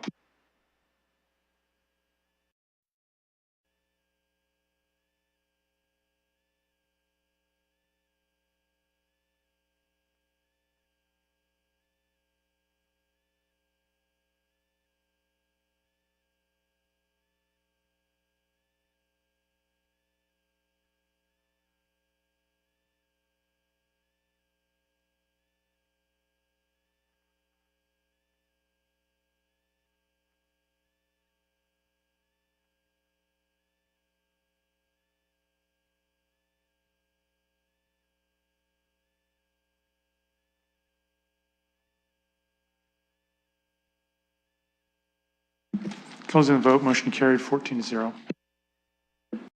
Thus endeth the 9th report. Great, thank you, appreciate that. The next item is deferred matters. We have none. Inquiries, any inquiries? Councillor Pelosa, go ahead. Thank you, Your Worship, and I believe this inquiry, as checked with the clerk, could be an inquiry under section S 18.1. Apologies, I would normally let you know as chair ahead of time about my inquiry. Just taking some of this time to also look through some emails. And the 2024 final property tax billing has gone out to Londoners via Canada Post as of May 31st, and I had a couple questions pertaining to that. Yeah, sure, go ahead. Thank you. There might be multiple people who wish to speak to this one, either staff or yourself, that for councillors who haven't opened it yet, there is an attachment that for the first time ever, the mayor's office has done a separate insert into the property tax billing.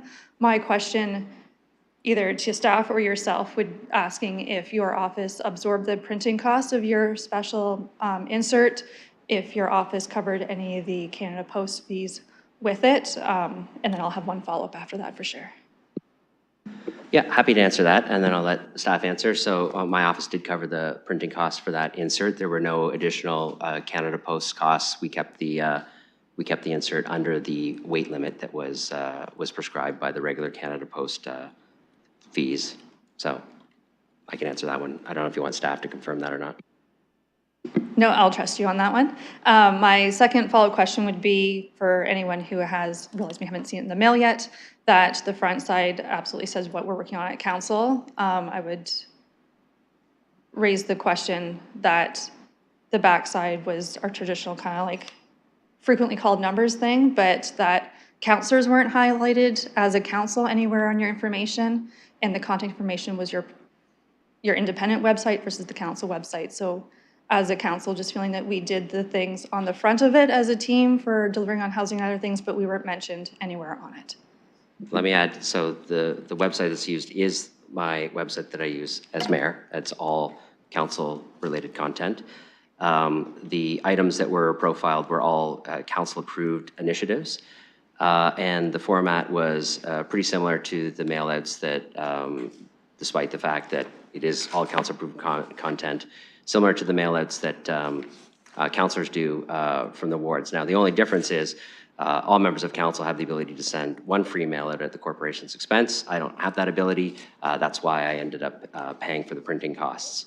And it also wouldn't have gone to my entire constituency. It would have only gone to those who got property tax bills. So, so that's the answers to those. Realizing this was the first time it was done, a question to you, if you would, we found out now that it's already gone in the mail of just the process for decision-making. Like, can any member of council throw anything we want, as long as it doesn't change the weight limit, into any mail out the city's doing? To you or staff of just this process, rather than, I don't believe this came through committee or council, it was just done. So I don't have the answer to whether any member of council could put anything in any mail out. I'll say every member of council does have the ability to do a mail out to their entire constituency within and paid for by the corporate budget as per the council direction previously. The mayor's office does not have that ability, so so we took a different approach. But I don't know about, can any member of council put any insert into anything being mailed out? I don't know the answer to that. That's a staff question. Thank you, through the chair. We don't have a specific council policy that outlines what can and cannot be included within. That's certainly something that if the council wishes us to have some greater authority over that, that's absolutely something that we could consider bringing forward in the future. Go ahead. Thank you. I do recognize that last time at council, when we did change the policy to allow councillors one ward-wide mail-out that didn't hit their budget line, that was not included for the mayor's office. I appreciate you trying to find a way to reach everyone. I'm certainly happy to work on a policy with this, recognizing that could be a great opportunity. But for me, it was really just wishing that it was all of council's work and we were highlighted as a team somewhere in there. Thank you. Sure. I'm not going to add to that because you're not asking a question, but I can certainly talk to you about the content afterwards. Okay. Other inquiries? Oh, Councillor Van Meerbergen, go ahead. Thank you, Mayor. I've had numerous complaints. Councillor, you got to do that speaking kind of downward towards your microphone thing. Okay, thanks. I've had numerous complaints across my ward about the inconsistency and actual outright lack of grass cutting on city property, including parks. I'd like to ask staff, I believe it is Ms. Scher that it should go to. Obviously, in years past, we've had to have the grass cut in spring and so on and so forth. What would account for the increase in complaints and the rough start that we've had to this year? I've spoken to other councillors and they've had similar outcomes in terms of the complaints that are coming from their wards. Perhaps we could have a fulsome explanation from staff. Thanks. Go ahead. Thank you, Your Worship. And let me start this by saying that city staff are not happy with the state of our roadsides, parks, or sports fields either. My team takes a great deal of pride in maintaining these spaces for Londoners. We've had a bit of a perfect storm, pardon the weather pun, with respect to growing conditions. We had a very warm late fall last year. It was quite wet. So we went into the winter with fairly long grass. We had a fairly mild winter, so we didn't see full dormancy. And then we've had an incredibly perfect spring for growing grass and vegetation. Unfortunately, those fast-growing conditions for the vegetation have also come with a great deal of moisture, so we are having a lot of difficulty with doing the work. It takes a lot more time, it's a lot heavier and wetter, and there's a lot of locations we simply cannot get equipment into because of the level of saturated soils and mud. We are fully deployed. We have been since May, the beginning of May, when our seasonal staff start with us and when our arenas staff come back from their winter assignment in the arenas. We've been authorizing overtime anytime the weather permits for us to do well. We'll continue to do those things. We're going to do another push on communications out to residents to let them know where we are and thank them for their patience. And we'll be providing an update to council this week too. Perhaps just as a follow-up, Mayor, I just want to state, is it fair to say that we are on top of it as we speak? Your worship, we are as absolutely as on top of it as we can be given the weather conditions. Unfortunately, the forecast for the next 10 days is not going to be a great deal of help. It is a fair bit of rain as well as some warm temperatures that will probably continue to struggle until we see some extended dry weather. But yes, we are fully deployed. We're using all the resources we have. Thanks to our friends in Fleet who've been helping us keep everything out rolling and cutting, and we'll continue to make sure this our top priority is hopefully we all have some luck with some drier weather soon. Thank you very much. Appreciate it. Thank you, Mayor.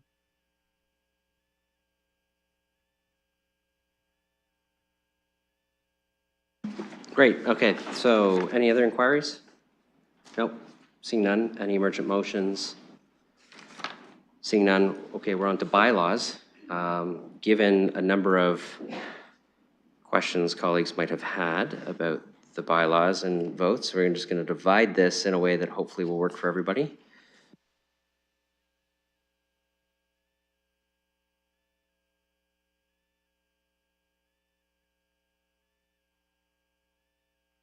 Okay, so here's what we're going to do. We're going to do all the bylaws with the exception of 188, which relates to the Wellington Gateway. 202 is Wellington Gateway. 203 is Wellington Gateway. 202, which is Wellington Gateway. 203, which is Wellington Gateway. I think that's it. And then I need to know if any colleagues want any other bylaws pulled separately. Councillor Trosa, which ones?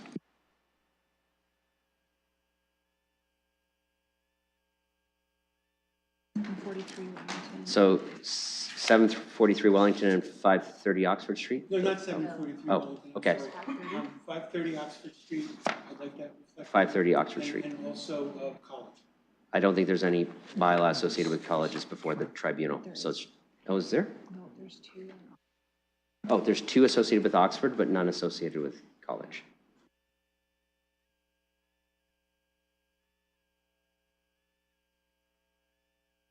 We're just going to give a second to get these crystal clear.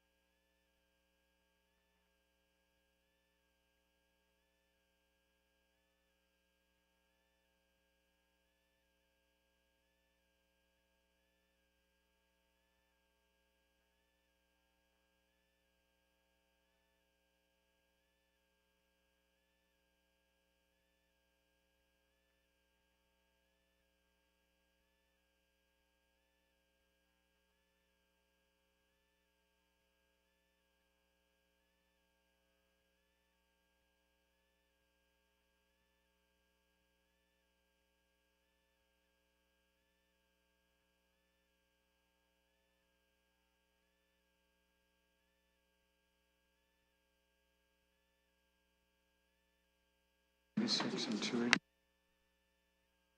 We'll do it as two bundles and then everything else. Okay, so we're going to do kind of three bundles of votes. We're going to do Wellington Gateway items, 188, 202, and 203. We're going to do the Oxford Street item that Councillor Trosa wanted separate, which includes 186 and 206, but we'll do them together. And then we'll do everything else after that. Okay? Great.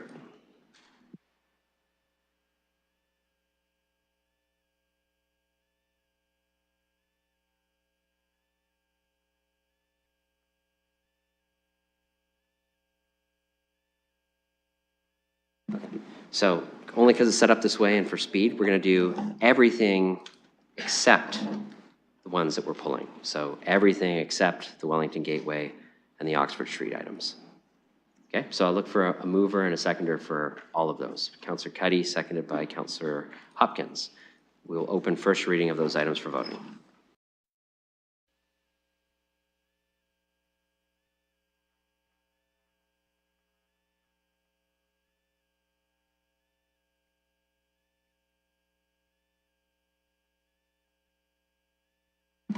Closing the vote, motion carries 14-0. Okay, I'll look for a mover and a seconder for second reading. Councillor Pribble, seconded by Councillor Lehman. Any discussion on second reading? I have a comment.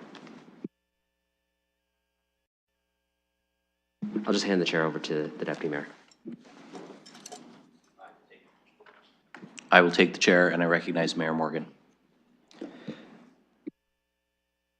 Thank you. I just want to make a quick comment about Bill 171, because I think it's often easy to have appointments go through the bylaws where there aren't motions through committees, but recognizing staff members being appointed to critical positions are important. And I know he's in the gallery, and Tim Smuck is here. And if you refer to bylaw 171, it appoints him as an administrator pursuant to the Ontario Works Act to oversee the work that we do as the service provider for Ontario Works. Really important position, critical to many members of our community receiving those important services. And I wanted to take a moment to, pending the results of the council vote, of course, to congratulate Mr. Smuck, not only for joining the London team. I know you are well known in the community for your work with Changing Ways, and before that with the Housing Corporation and others. So thank you for choosing to join the London team, and also congratulations on your appointment to this important position within this division, serving many Londoners who are in critical need of Ontario Works supports and services. So I just wanted to add those comments for colleagues to share, and just make that recognition today. And thank you for coming today to sit through the meeting and listen to this. So appreciate it. Thank you, Your Worship. I'm going to return the chair to you, noting I have no other speakers on the list. Great. Okay, with no other speakers on the list, we'll open this second reading for voting.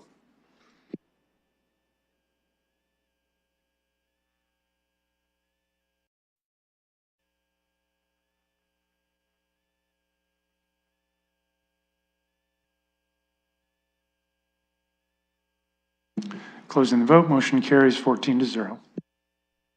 And mover and seconder for third reading. Councillor Cuddy, Councillor Rahman. We'll open third reading for voting.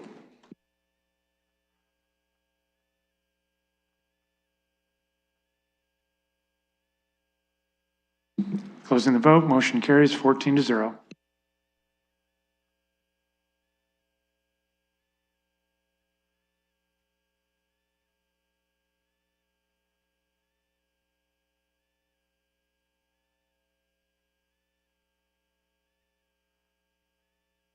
Okay, so the next set we'll do is the Wellington Gateway ones, 180, 202, and 203. A mover for those. Councillor Rahman, seconded by Councillor Ferreira. We'll open first reading for those items for voting.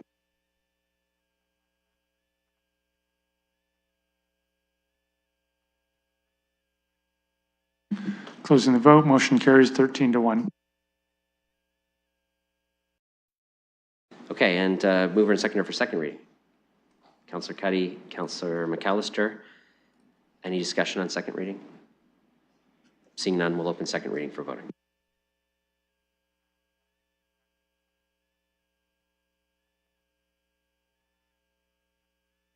Closing the vote, motion carries 13-1. Mover and seconder for third reading. Moved by Councillor Pribble, seconded by Councillor Hopkins. I will open third reading for voting.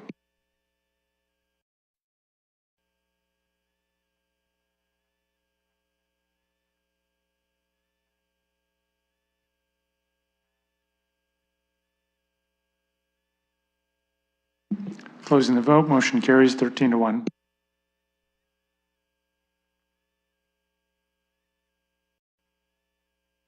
Okay, next are the items Councillor Trosa asked for separate, 186 and 206. I'll look for a mover for those two items. Councillor Rahman, seconded by Deputy Mayor Lewis. We'll open first reading for voting.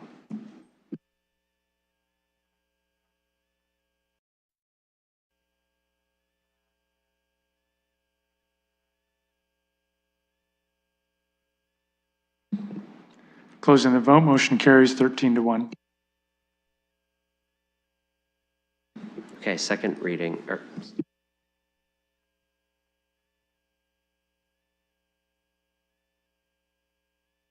Second reading. Councillor Rahman, seconded by Deputy Mayor Lewis. Any comments on second reading? Okay, seeing none, we'll open that for voting.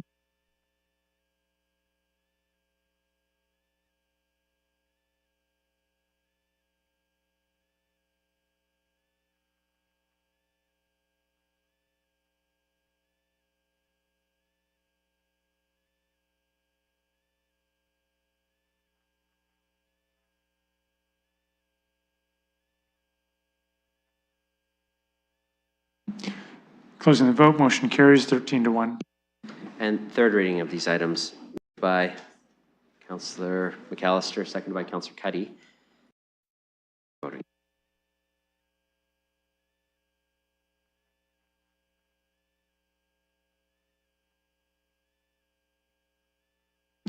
Closing the vote, motion carries 13-1.